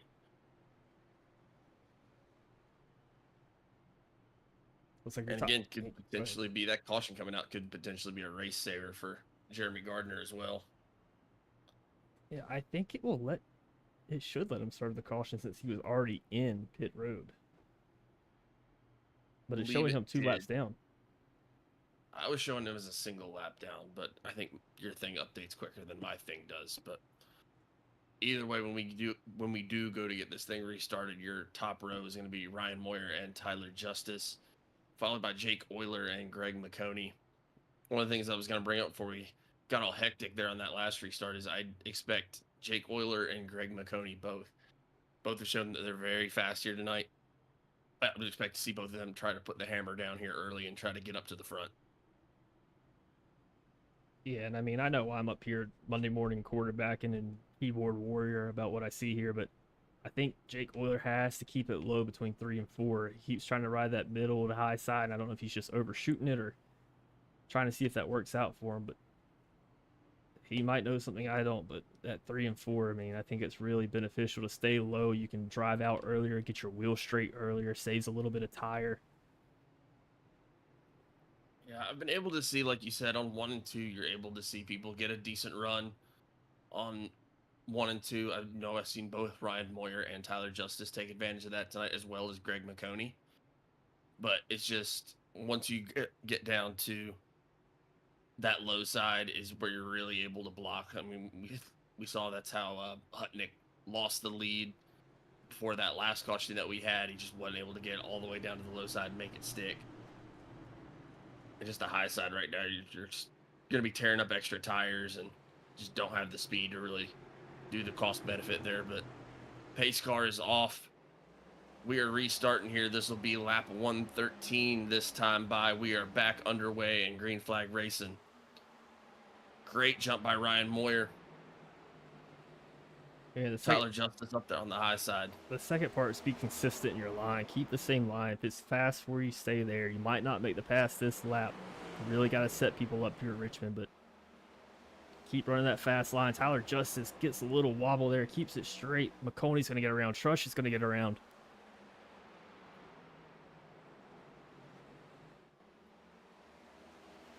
Yeah, I know. I had a feeling that McConey wants to get up and go and get up there to the front. He knows he's been fast all night long, was trying to get up there and get it back going. Brandon Trush. Oh, McConey goes around. Hits Brandon Trush. I don't think he's going to be too much damage on Trush. McConey hard into the wall. Justice hard into the wall. Aiden Wilson came in there. I think Tyler and Greg had gotten it stopped. And then Aiden Wilson wasn't able to get it slowed all the way down. And it looked like Kenneth McCullough Jr. also involved in that as well.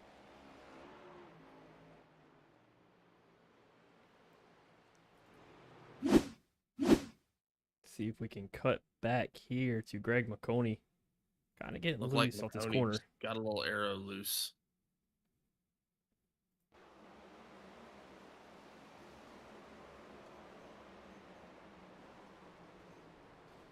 And that's that hard hit that Justice had right there. kind of accordion off of Aiden Wilson in that 60 car. It's going to leave a mark. Yeah, Tyler Justice does a great job to slow it down here, sees what's coming, nowhere for him to go. I mean, he's boxed in. Grills gets around there on the low side there. Yeah. Frank Marchese Honestly, gets good. loose trying to slow it down, spins it. Yeah, honestly, I think McConey might have been able to save it, but then Brandon Trush there doesn't have anywhere to go. That spins McConey all the way around. Again, good job by Justice and McConey there to try to limit the damage as much as possible, but And then Bontrager gets into the side of Marchese and then gets hit again by McCullough Jr., and that was that incident there. Jeremy Gardner just kind of pedaling through here. Don't mind me. that is definitely going to shuffle things up. I believe most of those guys are still going to have their fast repair, so that should still be able to see them getting back out on the track here. Got many in the comments saying, hey, the field will inevitably police itself. He'll have to learn. He'll being host of our, even as host of our fan, I can't be mad when inevitably Ricky dumps him his payback. And Jamie Lipke saying Spinhouse won't do it. He's too scared of NASCAR penalizing him for retaliation. There's a view from Tyler Justice. Man, he avoided that whole thing and then just gets rammed right into him.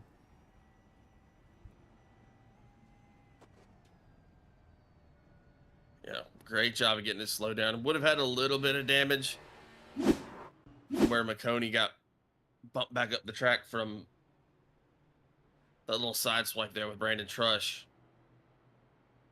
But yeah, then they both definitely are going to take a lot of damage on that last hit. Aiden Wilson was still coming in spicy.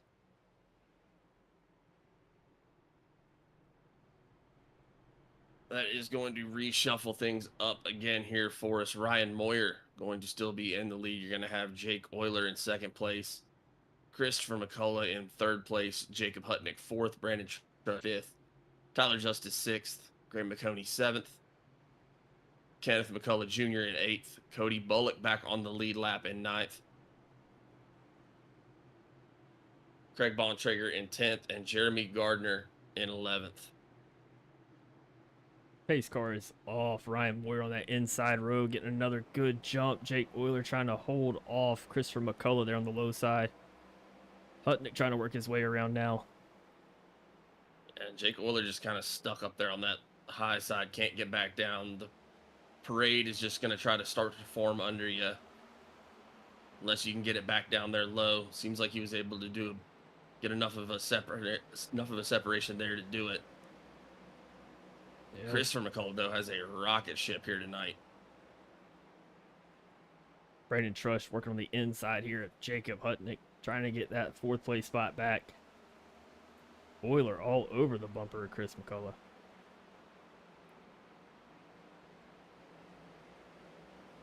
It looks like Jake Euler's really getting good entries right now. Like you said, it's just all about the planning here at Richmond and making sure you know when you're going to try to set up your next pass. And again, just knowing your line and knowing what works for you. Oh, no. Euler goes around. He got loose.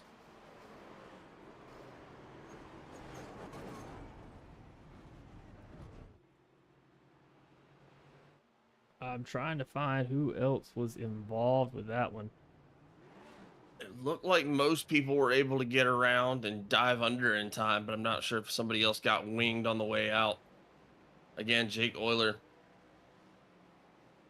looking like he just got arrow loose up there. Been kind of noticeably running that higher lane than most other drivers here tonight. Oh, he might end up having to tow. I mean, he's got some toe link problems.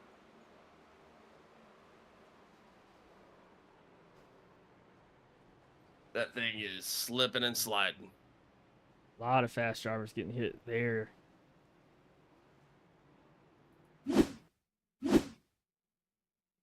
Slow this down just a little bit for you. Coming out of this corner, got to be easy on that throttle. Working on eggshells here, man. And gets a little loose from under him. Brandon Trush down at low side at 23, trying to lock it up.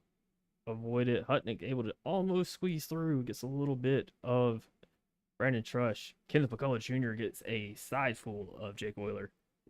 Cody Bullock doing a nice job getting the avoid there. Jay Vault to the back of Brandon Trush. Hopefully those guys have a fast repair. Craig Bontrager says, that's not it for me, Chief. I'm going to lock it up here on the top. And able to squeeze on through, keep that car clean, do what you got to do. I respect that move a lot. Again, going to shuffle things up a little bit here, though. I believe that was where we saw a couple of people go ahead and use that fast repair. Your new leaders out here is going to be Tyler Justice for the first time, other than I believe a pit road lap or two, taking the lead officially on track for the first time here tonight. Cody Bullock fighting his way through some adversity tonight. He's going to be back up in second. Jacob Hutnick been running very well here tonight in third. Ryan Moyer going to be restarting in fourth place. Christopher McCullough and Kenneth McCullough Jr. going to be fifth and sixth. Brandon Trush in seventh. Greg McConey going to be restarting eighth. Jake Euler going to lose a lap as a result of that caution.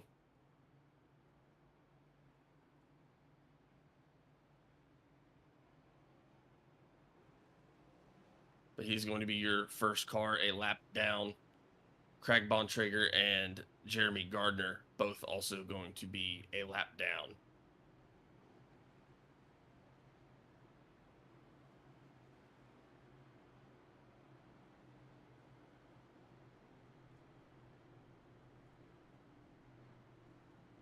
Jamie, I believe Gardner did get a lap back there.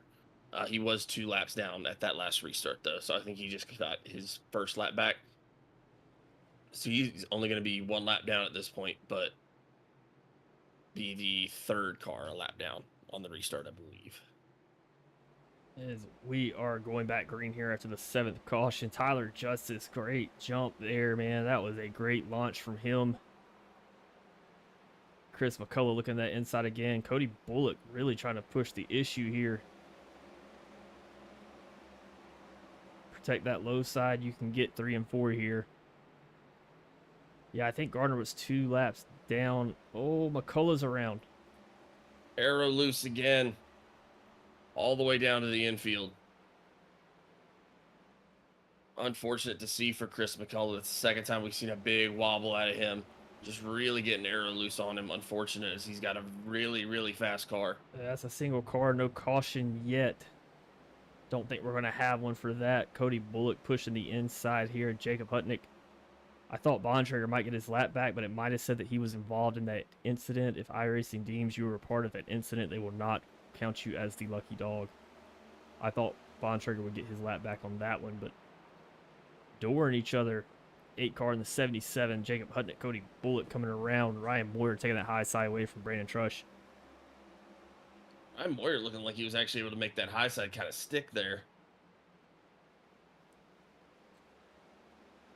He's going to have some work cut out for him as he's still got Jacob Hutnick in front of him and Cody Bullock there on the low side.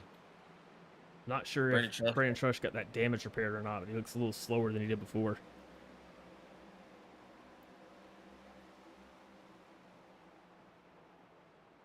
Oh, Jake Euler, big impact with the 13 of Simon Grills. He's trying to push his way through here. Like Jay Vault kind of getting loose there on the back end. Just heard Jake over the radio and say, I'm sorry, I suck. Jamie saying iRacing has taken away my lucky dog because I went through the grass to avoid a wreck. It's finicky. It actually ruined a race that I was spotting for John on about 6 months ago. That exact thing.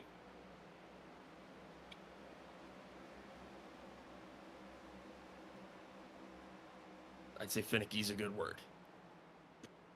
Yeah, I was looking for another word that sounded like that, but Cody Bullock gets a little loose, kind of gets up into the wall there. Kenneth McCullough Jr. going to take advantage on the inside. Brandon Trush still working his way back. He does have Jeremy Gardner on his heels. That pass would not be for position if Gardner gets it. Looked like Simon Grills got loose there. He ended up headed down towards that inside wall. He's bringing it down pit road. But your leader, Tyler Justice, out to a 1.2 second lead right now. Ryan Moyer trying to close that in as much as he can. You got Jacob Hutnick and Kenneth McCullough Jr. and Cody Bullock back there trying to make things happen. Also, great runs for them. Tyler Justice up from 13th. Jacob Hutnick up from 11th. Kenneth McCullough Jr. up from 14th. Lots of movers and shakers out here tonight. Brandon Trush also working his way through some early caution trouble. Being involved in a couple of the more recent cautions, but avoiding some serious damage. Still up in 6th. I think he might be dealing with a little bit of damage at this point, but still sitting comfortably inside the top 10. Yeah, if I'm him, waiting for the next caution to get that repaired. Not a fast repair kind of issue, but just, get some time in. This is a shorter track, so your team does not have a lot of time to make those repairs. But you could definitely get some work done under caution next time around. Especially being on the lead lap, you're not going to lose too much. Maybe fall back to 9th, 8th place, but worth it to get that speed back. And we've seen the Brandon can definitely run with the fast cars here tonight.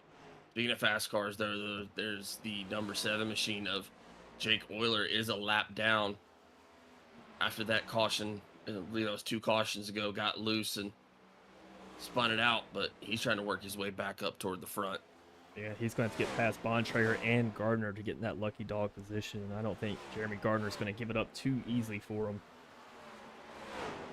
Definitely do not. I mean, Jeremy Gardner looks like he's still got a full head of steam on that thing. He is going to be in the position to get his lap back here if we do have another caution come out. But at the rate of speed he's going, he might go get it back himself.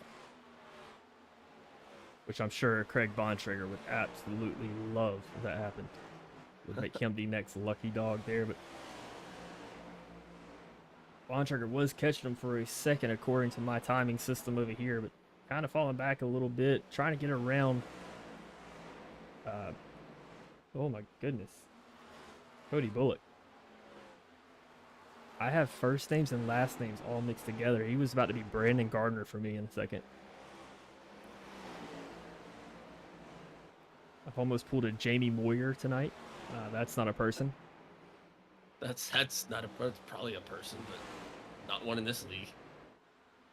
And I've almost had a Kenneth McConey tonight. I stopped myself before that one. We have Jay Vaught coming off the pit road right there. Jeremy Gardner now all the way back to the bumper of Jacob Hutnick. Jacob Hutnick currently running in the 4th position. This pass is not 4th position right now, but Jeremy Gardner trying to get up here and get his lap back the old-fashioned way. It's like Craig Bontrager is coming in with a full head of steam as well, trying to follow right behind his teammate. Jamie Lipke again in the comments. I have a whole series of preferred wordage in multiple languages for when things happen like that. Pulled the old thesaurus out. Yeah, I wouldn't say multiple languages, but I've got some good ones in too. Yeah, my Duolingo is not that up to date, but we might hit a language or two.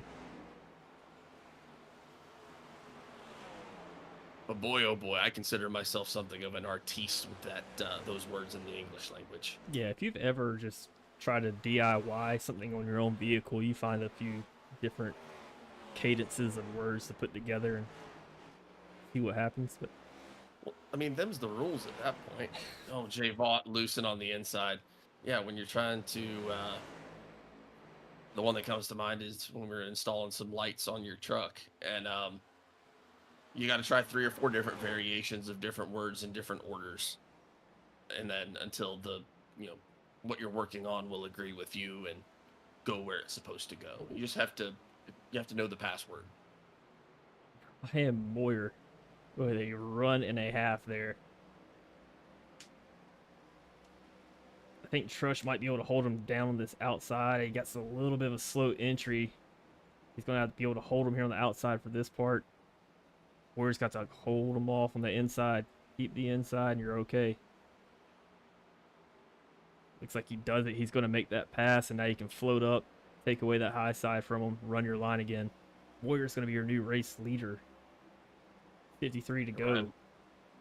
Ryan Moyer had a rocket ship all night long and has so far avoided the trouble that has kind of gotten a lot of these drivers, but still running it really, really well. Tyler Justice got a great restart there, but Ryan Moyer able to run him down, and now it's looking like Kenneth McCullough Jr., who was a lap down at one point in this race as well for getting involved in a caution, now finds himself back up in third. He's looking fast right now. Yeah, and I mean, Tyler Justice, we go back all the way to our first pre-race. We did broadcast that one actually at Langley Speedway in these cars, believe it or not. Tough race, but Tyler Justice was putting on a show at Langley. I think he ran into a little trouble in the late parts of that, but who didn't at that race? It was kind of crazy and chaotic being that short Langley Motor Speedway, and I'm not surprised with Tyler Justice having good runs here at short tracks like this. I feel like that's more of his lane, and he's showing it here tonight. He looks mad fast.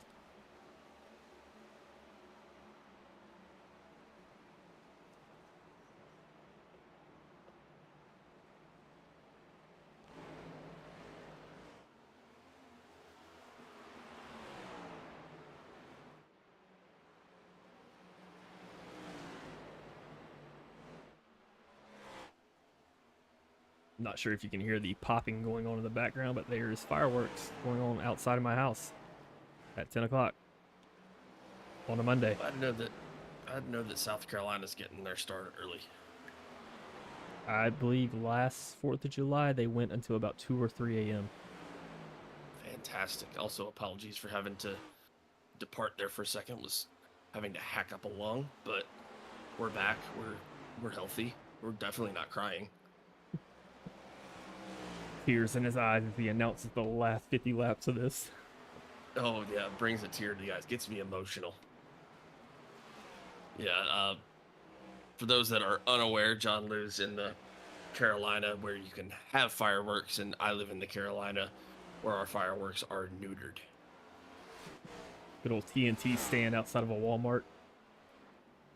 Yeah, it's outside of a Harris Teeter in my case, but yeah, same concept.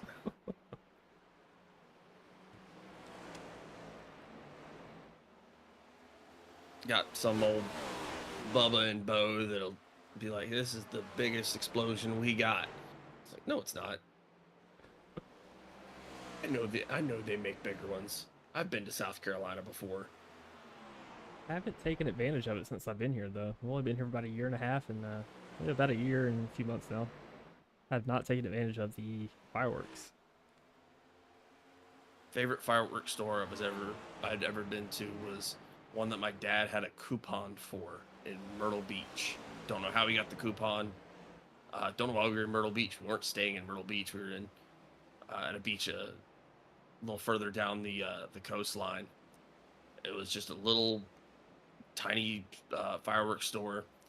One guy in there working it was sitting in there reading the biggest King James Bible I have ever seen in my life.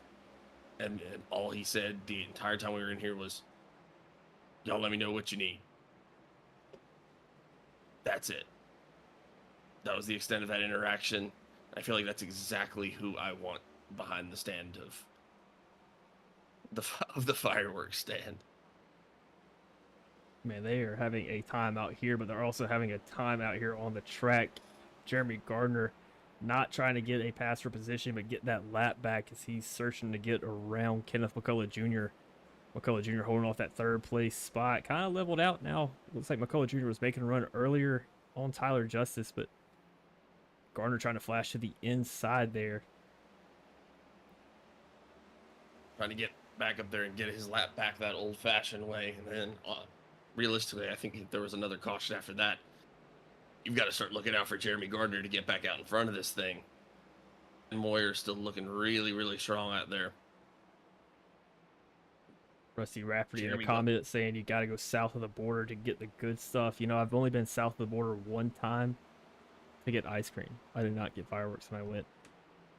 I know this is a really depressing story because there is 1,000 billboards for it as you're going down 95 south, heading out of North Carolina to South Carolina. I remember as a kid, just, this is pre, phone days and pre everything days where like your parents would just chuck you in the back seat with like a portable DVD player and like Bugs Bunny cartoons to try to get you to shut up so they could get to the beach in peace. I remember when we started seeing the south of the border signs, it's like, okay, just a couple more hours to go. I also have only been to south of the border one time, and it was because I was about to have a restroom emergency on the highway, and the closest place was south of the border. So my only experience with south of the border is their restroom facilities and that their Mountain Dew cooler. Pretty cold. I think on your bachelor party too. Not throwing so many fireworks stories here. We had that guy that gave us the good stuff around the corner. Yep. Yeah. About to check out and said, no, but like, where's the good stuff at? This is it. No, I mean, like, where's the good stuff at? All right, y'all come around here. We paid in cash that day. We did indeed. And this is all like hypothetical. Aiden Wilson down there on the inside of the track looking like he's trying to get it down pit road. Look at Jeremy Gardner coming around, though, man. He is right back here behind the leader, Ryan Moyer, trying to get his lap back.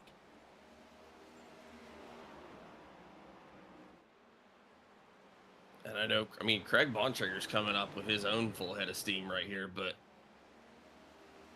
I know he would love to see his teammate Jeremy Gardner go up here and get in front of Ryan Moyer. Oh, my gosh. And that would put... If I'm Craig Bontrager, I'm waving 36 flags out the window. Like, let's go. Let's go, Gardner. Get around him.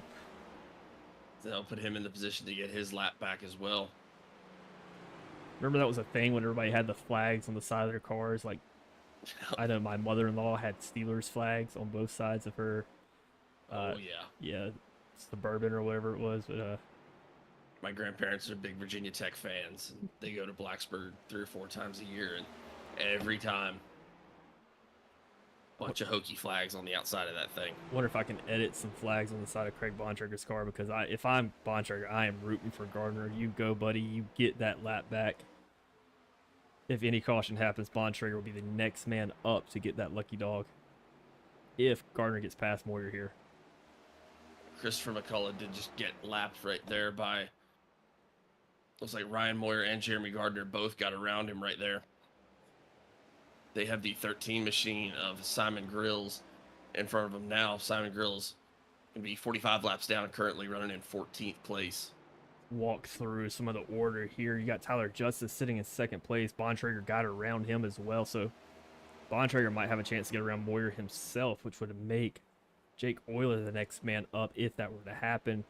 Kenneth McCullough Jr. fresh on the heels of Tyler Justice. Then we have to go back about 6 seconds to get to Jacob Hutnick. He's currently sitting in 4th place in that Deer Park 77 machine. Brandon Trush, 5th place. You got to think about, too, if this thing does continue to stay green. I mean, Brandon Trush, first of all, done really well for himself tonight. Got up from starting in last place, now running in top 5. He is 10 seconds off the lead, though. And at about 22 seconds or so, that's where you're getting in lap trouble. And he's still got a good amount of space, but there's still 30 laps left to go in this thing. You got Greg McConey behind him in 6th place. Cody Bullock running in 7th. And then now Jeremy Gardner back on the lead lap and in the 8th position. Now at this point, I think he's just praying for a caution so he can get stacked back up with the rest of everybody. 8 cars currently on the lead lap. Craig Bontrager would be next in line to be your lucky dog, and that's assuming he is not able to get around Ryan Moyer himself. Get his lap back the old-fashioned way. Behind him would be Christopher McCullough and Jake Euler to get their laps back.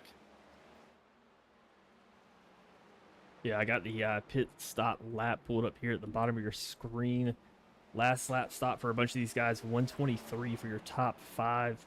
There's a caution from Jay Vault.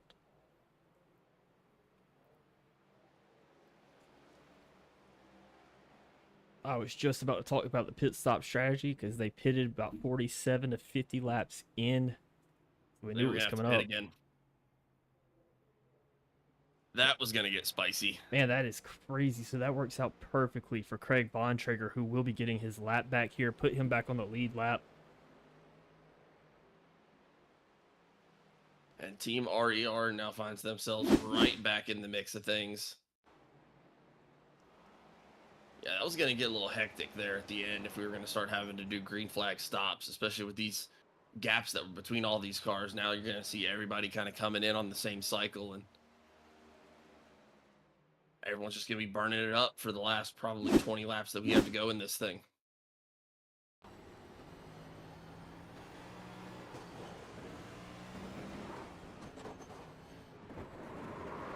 What did it look like happened to Jay there? About the same as about everybody else tonight. Man, that turn 2 is just so tough, getting off the corner, hitting the gas pretty hard. Yeah, you stab that throttle a little bit, it's going to spin you around, but Craig Bontrager going to get his lap back here as he moves on around. That is going to leave 2 cars, I believe, are on the 1 lap down side of things, which is going to be Christopher McCullough and Jake Euler. Probably going to be about 20 to go when we get this thing restarted.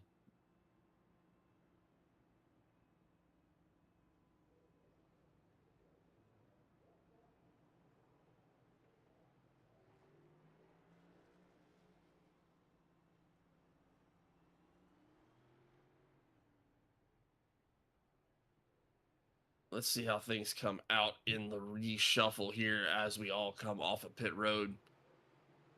Looks like Ryan Moyer going to remain in the lead here, getting off of pit road first. Cody Bullock able to move up a couple of spots. Going to be restarting in second.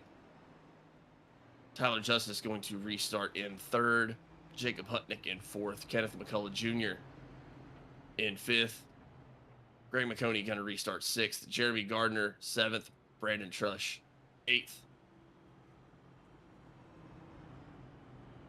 And I either have Rocky chewing on my wires or one of those bottle rockets hit my internet out front, but I just dropped like 700 frames in 2 seconds there. Fun stuff. Probably not that much, but it was probably 700 frames in about the span of 6 to 8 seconds. Good Lord. We're all good now, though, as we shuffle around. Cody Bullock did not pit. A little surprised by that. He came down pit road. Did he?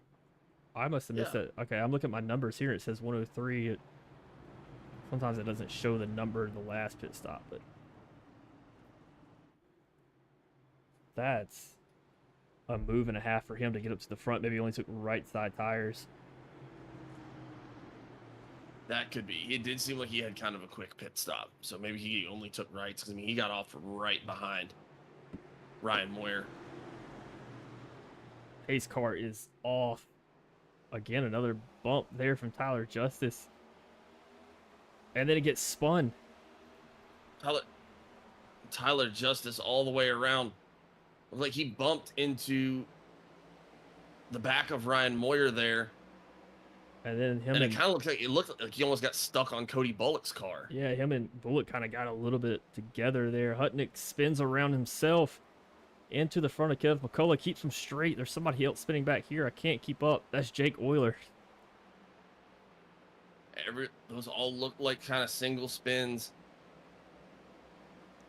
You know me, man. I appreciate keeping it green. Single car spins, I don't think should be cautions in iRacing, but oh, Ryan Moyer goes around. Craig Bontrager is also around.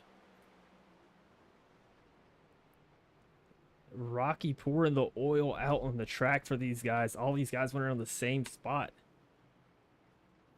Wow. Wow, wow, wow.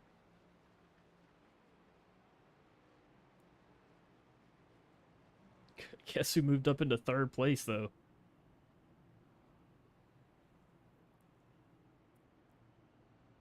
Jeremy Gardner, all the way up to third place.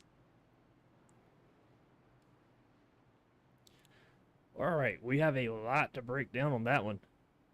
I was going to say Ryan Moyer was spinning, Craig Bontrager was spinning, Tyler Justice was spinning right on that restart. Try to draw your attention to the bottom of that row there, that 33 car, Tyler Justice, as we come around, put it in slow-mo for you at the beginning. Tyler trying to time up that jump. Ryan Moyer controls this restart in that 59 purple car there, but Tyler just goes a little bit, gives Moyer a little bump. Somewhat beneficial, helps you get a good launch. And Cody Bullock tries to close it off, but not clear. Tyler Justice kind of gets the short end of the stick, going to spin around.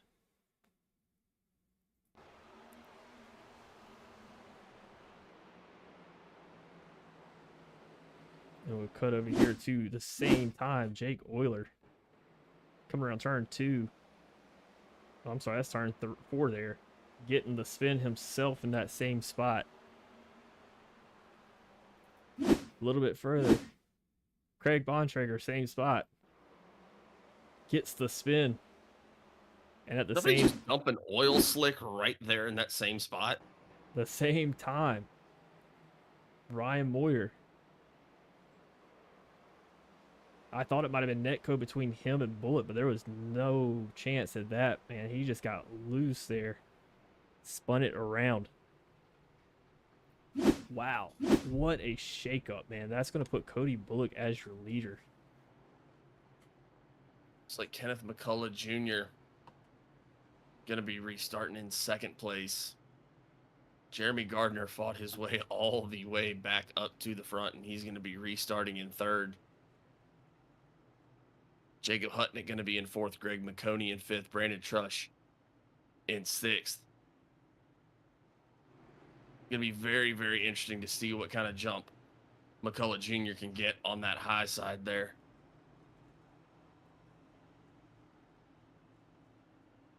High side hadn't been working for the most part here tonight due to what kind of speed you can actually maintain up there. But I also believe that Kenneth McCullough Jr. is on 4 tires. And I think Cody Bullock's only on 2. I'm not 100% sure on that, but I think he might have only taken rights.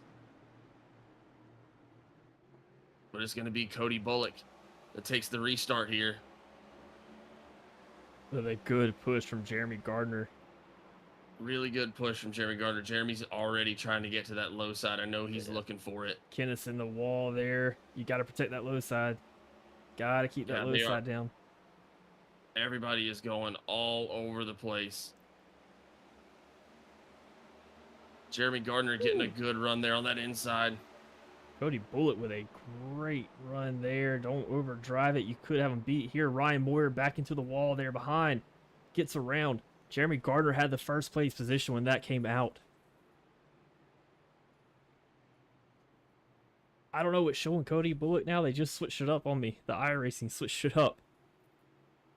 Thought that Cody had beat him out there off of a really... I mean, Jeremy Gardner had such a huge run. So Jeremy Gardner has such a huge run on that inside there, like coming into the restart. I mean, he was on Cody's bumper from the second it got restarted.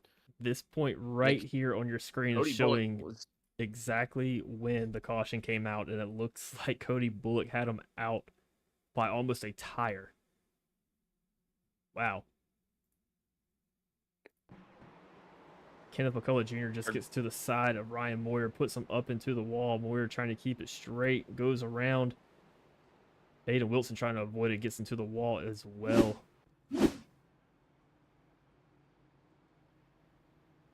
Just heard Brandon Trush come over the radio, said, "Can we please stop wrecking? I have to pee." Priorities, man. Absolutely. I mean, you can't be over here trying to operate the gears, trying to steer and all that. If you got to pee, it's just, man, that's some trouble there. But yeah, that's the priority I was referring to. Again, just a huge shakeup here.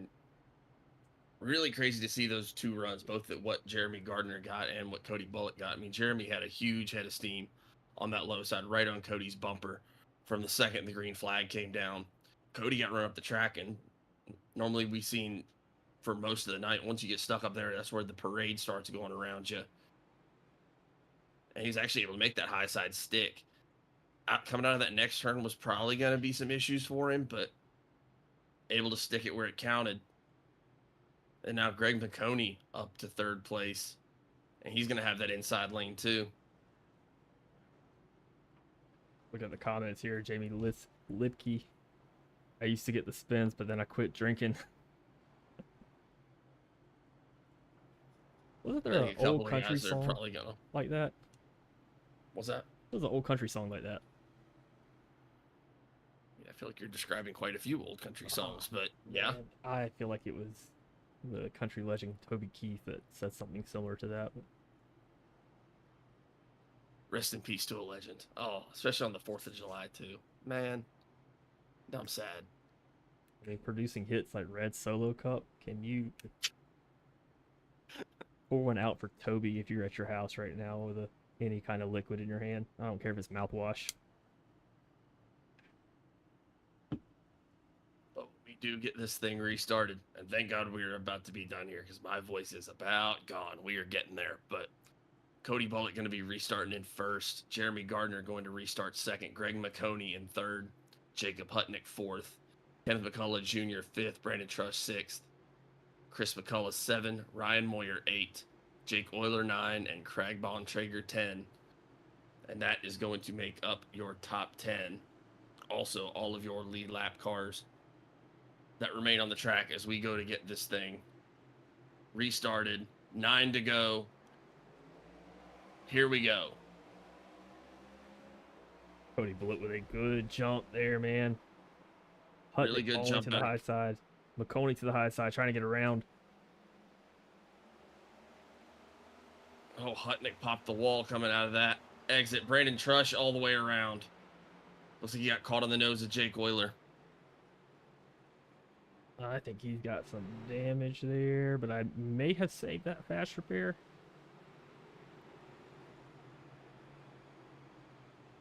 McConey got a huge jump there and was able to get right up into second place. He was going to have some problems because he had gotten stuck up there on the high side. Jeremy Gardner had that low side, but again, caution timing just not really working out for Jeremy Gardner there, as he's going to move back a position, as Greg McConey was able to maintain that spot before the caution flag came out.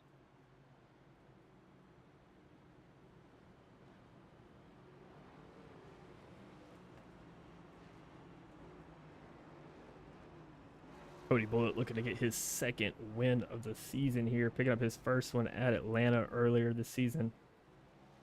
In spectacular fashion, the last lap, last 2 turns actually, avoiding the wreck, getting around them, keeping it straight, keeping it clean, and taking home that victory. But trying to make it 2 here tonight. Let's go back to that yellow flag for a second.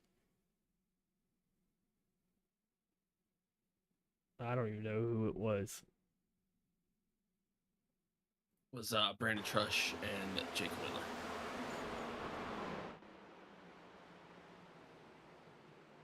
Euler. Try to go back a little bit there. Coming out of that corner, Jake Euler and that 7 machine on the bottom side there. Brandon Trush, the meat and the sandwich. Looked like a racing incident there. One going up, one going down. That's unfortunate for the 23 car, Brandon Trush. He has been fast all night up there at the front, looking for a way to crack that top 3 and get a possibly win here. I really believe he had the car to do it and the talent to do it tonight, but 3 wide there coming out of the exit at Richmond. that's tough. That is a bad time to be the meat in the sandwich.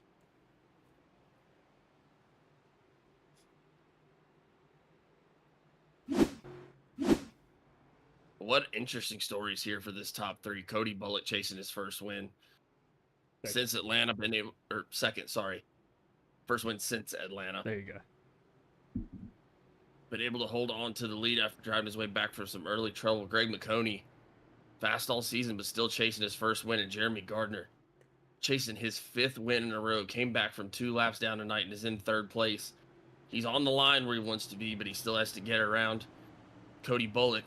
See if Cody can hang on to it, or if Greg McConey will have anything up on that high side for him. Yeah, let me just repeat this like a broken record. You have to protect that low side, man. I mean, that's going to be vital to success here. If you wash up at all, Gardner's going to take advantage of you completely. Especially with only 5 to go here. Good jump by Jeremy Gardner behind Cody Bullock, who was controlling the restart there. Bullock keeping it low. It's going to have a hard time entering that corner that low.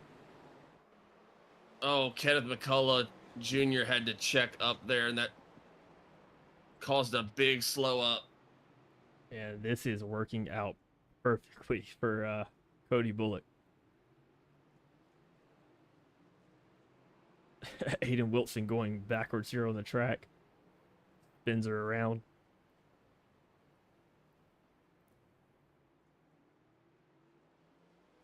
We're having fun out here. If you're looking for a good race line or a good race story, tonight has been the night to find it, man. It has been a good one. Yeah, they have been racing really, really hard. I think we're just starting to get on old tires here, and then we're on these restarts.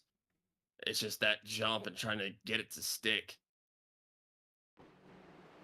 Going into entry, I think right there, I think we can probably cut back to a replay, but it looked like Kenneth McCullough Jr. had to check up, and when he checked up, that just caused a little spring behind him. Yeah, Craig Bontrager didn't see it coming, had to get a little slower there as well. Brandon Trush going to be involved again there. Ryan Moyer involved. We'll let it go back to Aiden Wilson as he see if we can get a cockpit view of what he was seeing.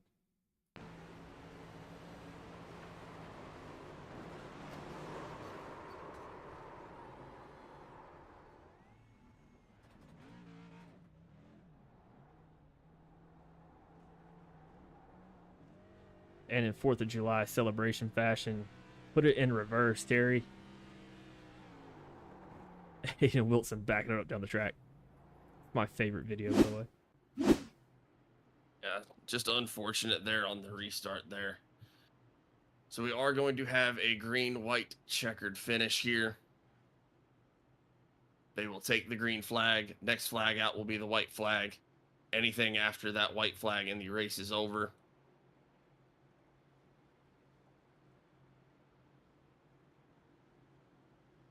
Your top 3 on this restart is going to be Cody Bullock, who's going to have the inside. Then you're going to have Jeremy Gardner on the high side, Greg McConey right behind Cody Bullock, and Jacob Hutnick right behind Jeremy Gardner. And in this league, they do not get to pick the lane that they're going to start in, even for the first row. But if I'm Cody Bullock, I don't know. I think I take the high side here. Now, it's different taking the high side if you're Jeremy Gardner. Cody Bullock's going to control this restart. But if he took the high side, he can get a good jump, make his line good, get that late apex into a corner, and just take control of first place. But now he's got to worry about both getting a good jump and also controlling it through the first corner, knowing that he's going to have to brake a little earlier, coming in lower. Yeah, this is a tough spot for Cody Bullock to be in. But this is sure to be a very exciting restart. First try at a green-white checkered. Richmond Raceway, the Sunbelt Rentals Cup Series. Here we go. Cody Bullock gets a good jump. He's got Greg McConey on the low side, right on his bumper. Jeremy Gardner stuck up there on the high side. I know he wants to get down, make that big run on the low side. Got to hold it down. Greg McConey's got it blocked. Greg McConey's got it blocked off really well for the time being. This is helping out Cody Bullock really well. McCullough gets spun. We're still green. Last lap here. Jeremy Gardner's going to look to push hard down to the low side. Bullock's got to block hard. Bullock's getting around. Jake Euler is going to take it. What in the world is that finish? Wow. They are sliding across to the finish. Wow. Who in the... Jake Euler brings home the win in probably the most hectic finish I've ever seen. Greg McConey brings it home in second. I've got to update the promo Kenneth video. McCullough Jr. in third. Craig Bontrager fourth. Jacob Hutnick fifth. Jeremy Gardner sixth. Ryan Moyer seventh. Brandon Trush eighth. Cody Bullock ninth. Christopher McCullough 10th. Good Lord, what a finish.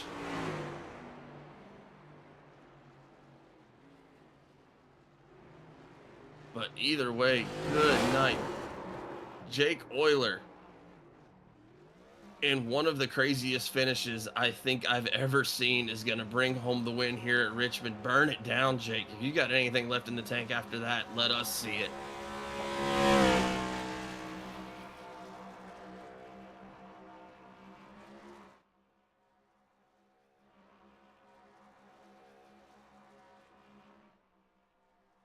I think he's practiced that. Just drifting it around. Well done, Jake Euler. Believe that is the only lap he has led tonight. Oh no, he had the good old No, he 20 had a lap couple stint. earlier on. Yeah. He had a 20-lap stint earlier on, and then was just kind of sitting in the middle of the pack most of the race and able to bring it back for the win.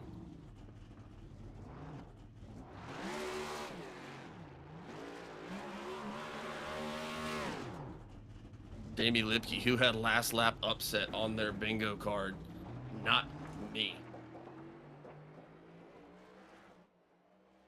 Goes back to what you said earlier, to quote the great Shoresy hockey player. They don't ask how, they ask how many.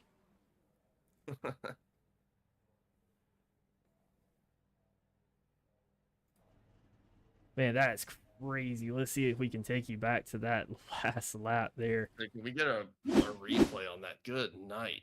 Going back to the white flag here, trying to find Cody Bullock in the pack.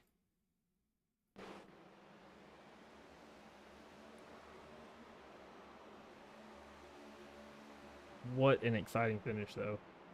Bullock does a good job holding down the inside there, but Gardner gets a head full of steam, going to make a great run on the high side, even tapping the wall. Cody's trying to find both lanes to block at one time. McConey doing everything he can, gets to the inside of Bullock and gets him a little turn there. Jake Euler seeing all this out his front windshield. Takes full advantage. Gardner kind of had a head of steam there at the end, and it looked like both Bullock and Gardner kind of touched the wall there. Yeah, going back to Gardner, he is sideways. Let's see if we can go back to Kenneth McCullough Jr., who also just squeezed it around.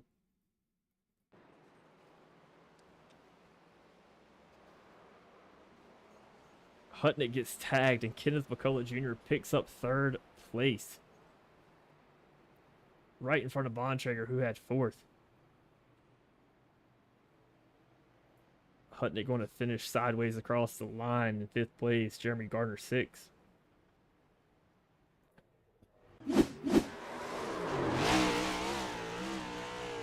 I still got Jake Euler out here burning it down, giving all the gas it's got.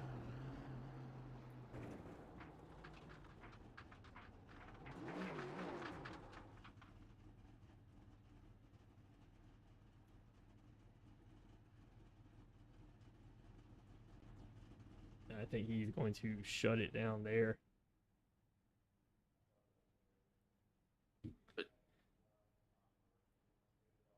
Wow.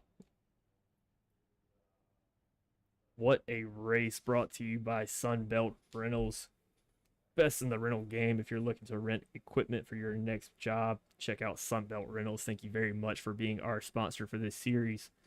I know there's going to be some emotions going tonight, both ups and downs. Cody Bullock, man, had the car to do it, had the run to do it, but unfortunately gets tangled up there at the end. I would hate to hear that radio chatter. I didn't hear too much radio chatter there at the end, or I was kind of hearing some back and forth, but I wasn't able to really make out too much of it. Let's see if we can pull up some of your top three here tonight, waiting on one more person to join us here in the waiting room. But What a finish. That was one of the crazier finishes I think I've ever seen, to be honest. But I'm not sure. I know we had Kenneth McCullough Jr. finish in third. I don't see him in the Discord at this point. He might have gotten out of here, but Let's see if we can cut to Jake Euler's cockpit cam for a second before we head over to our interviews and see what we got. Jake Euler coming around this turn 2 here, coming into turn 3. We'll have to go a whole another lap before that happens, but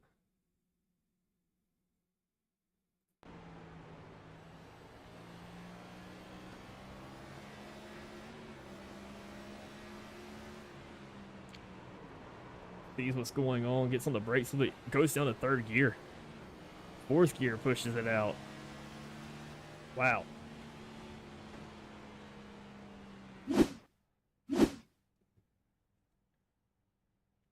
And I realized I had the Sunbelt logo in front of that the entire time. My apologies, everybody. Again, what are we doing up here?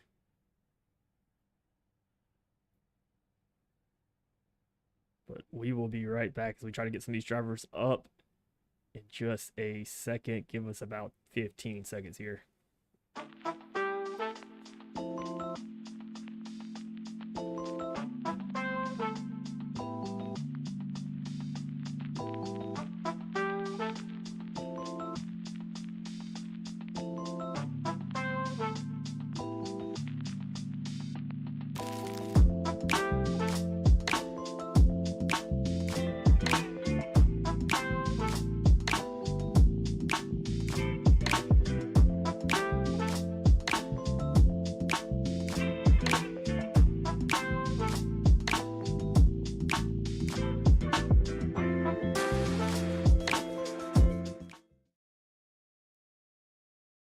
And we are back.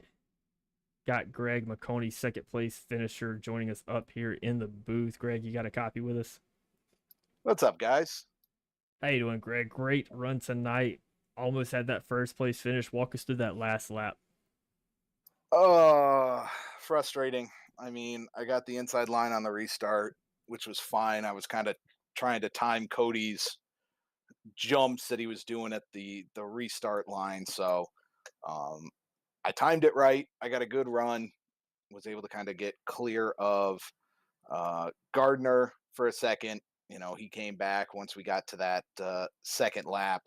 And then when we just went into 3, I was on Cody's bumper.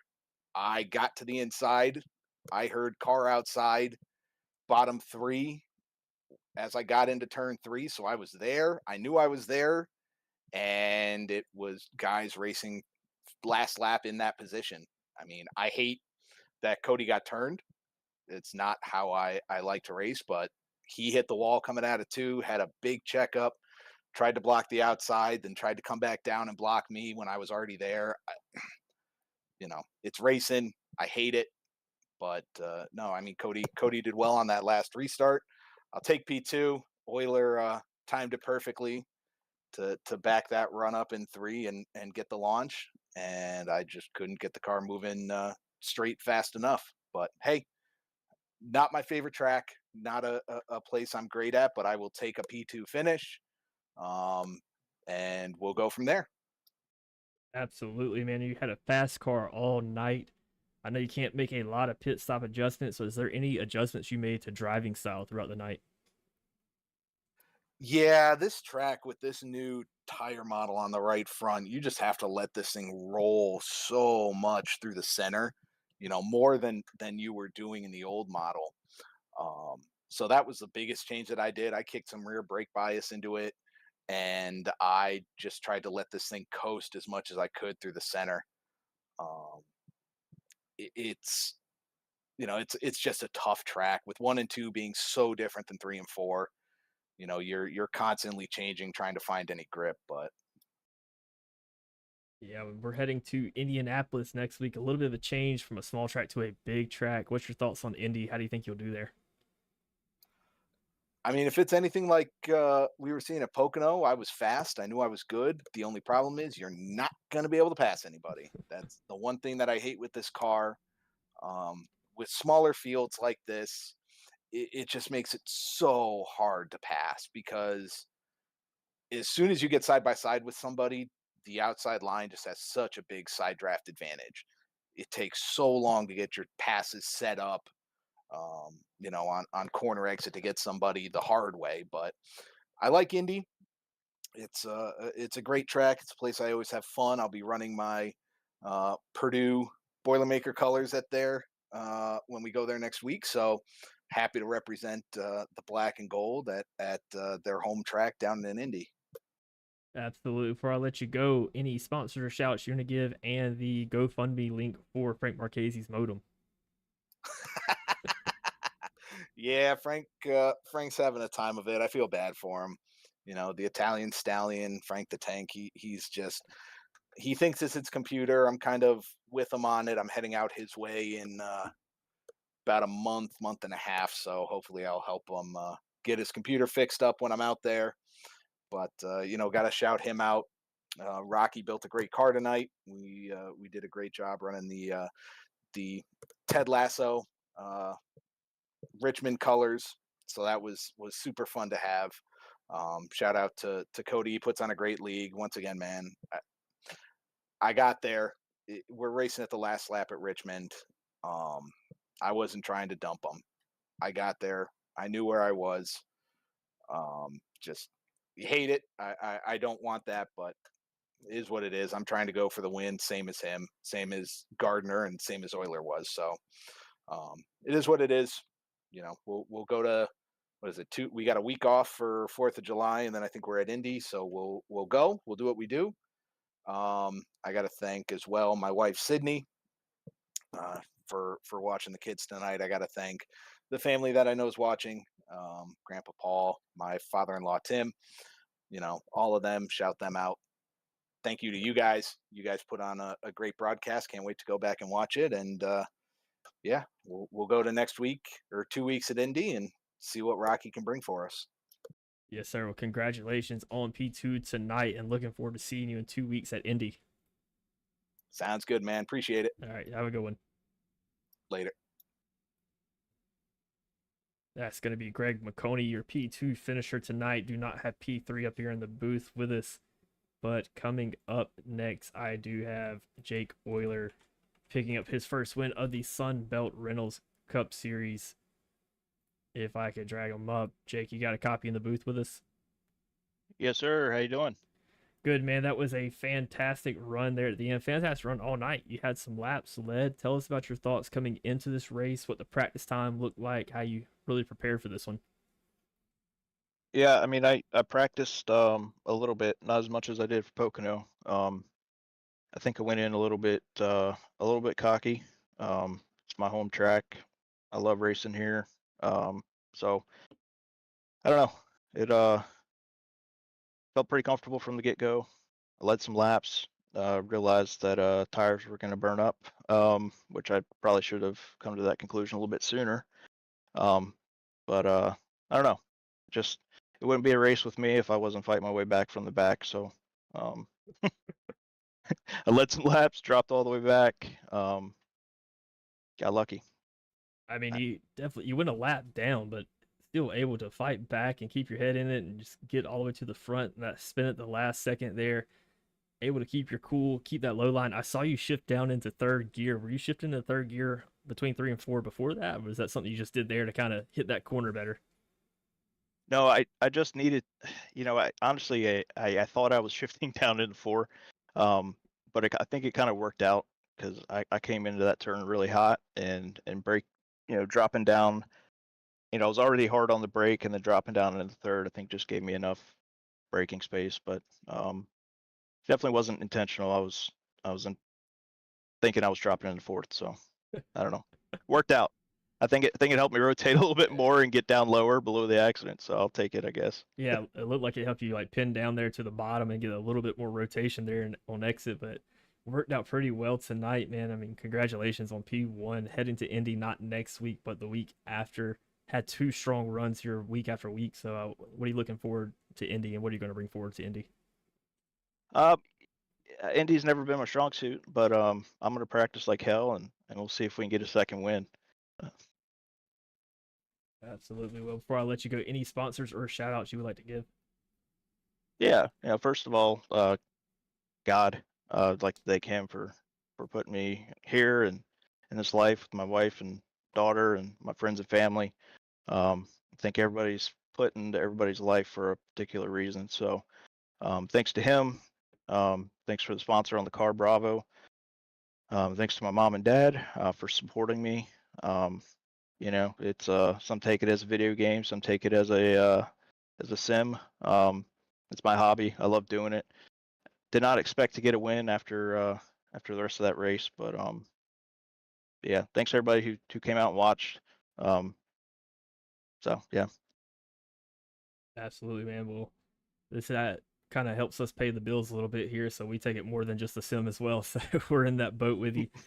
But congrats again, man. P1, this is your first win of the season. Going to push you up in the points a lot. Playoffs are just around the corner, but looking forward to having you up here more this season. Already got you, I think last week at Pocono was a top 3, and then this week was a win. So keep gaining on that and keep moving on up.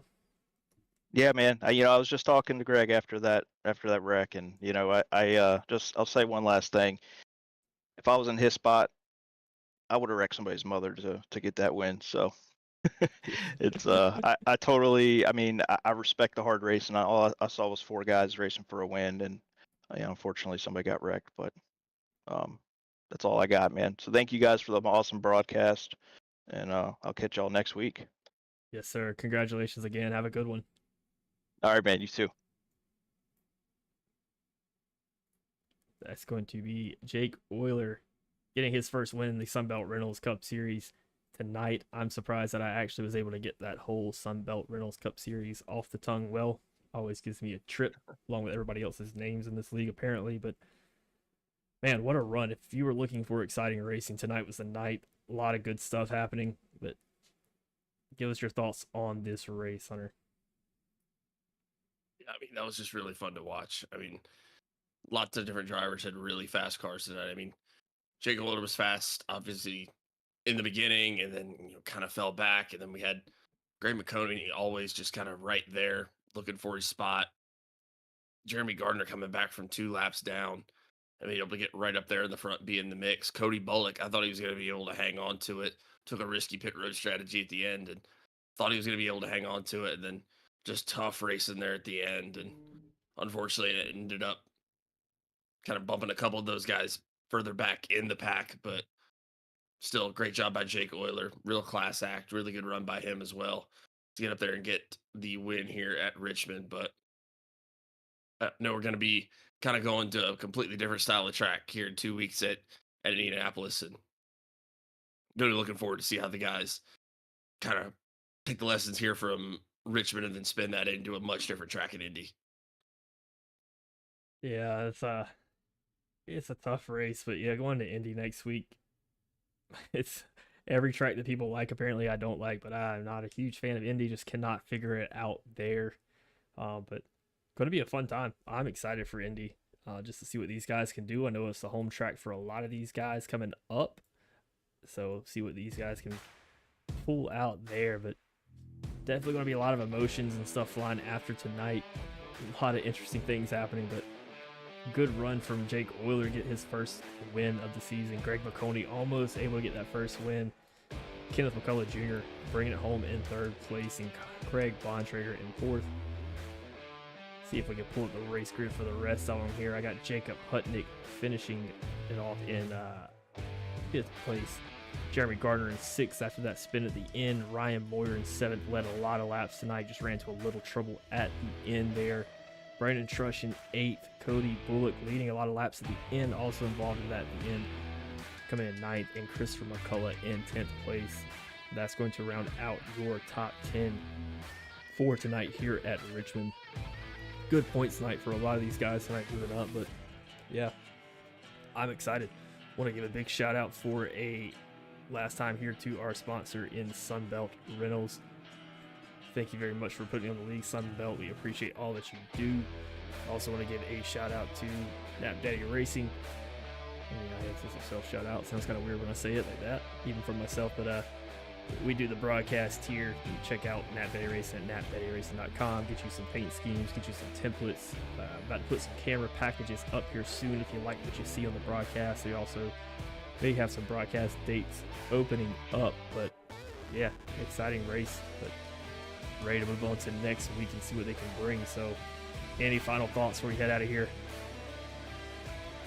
Really enjoyed it here tonight. Appreciate anyone's patience of listening to my very sick self try to power through up here, but enjoyed it very much as always. Good hard racing here, and looking forward to Indy, and hope everybody has a super fun and very safe, but not too safe 4th of July.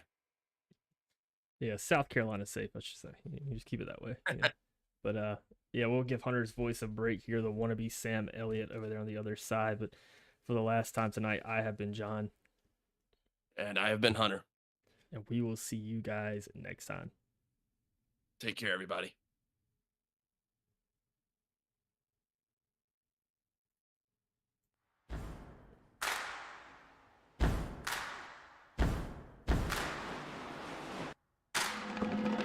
Bullock goes high by himself. Oh, he's spinning McConey. Bullock pulls through. McConey spins. Bullock pulls through. No way. Cody Bullock burning it down.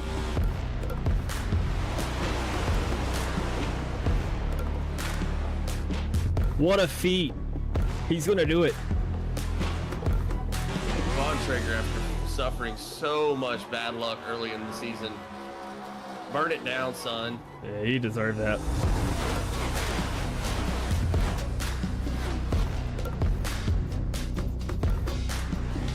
Ryan Moyer burning it down. I think Jeremy Gardner's going to be able to hold on 4 races in a row. Takes it home at Pocono. And burn it down. Jeremy, you have earned it, sir. Uh-oh, there we go. They're spinning. That's a bad one. I swear to you, I think that's another bump.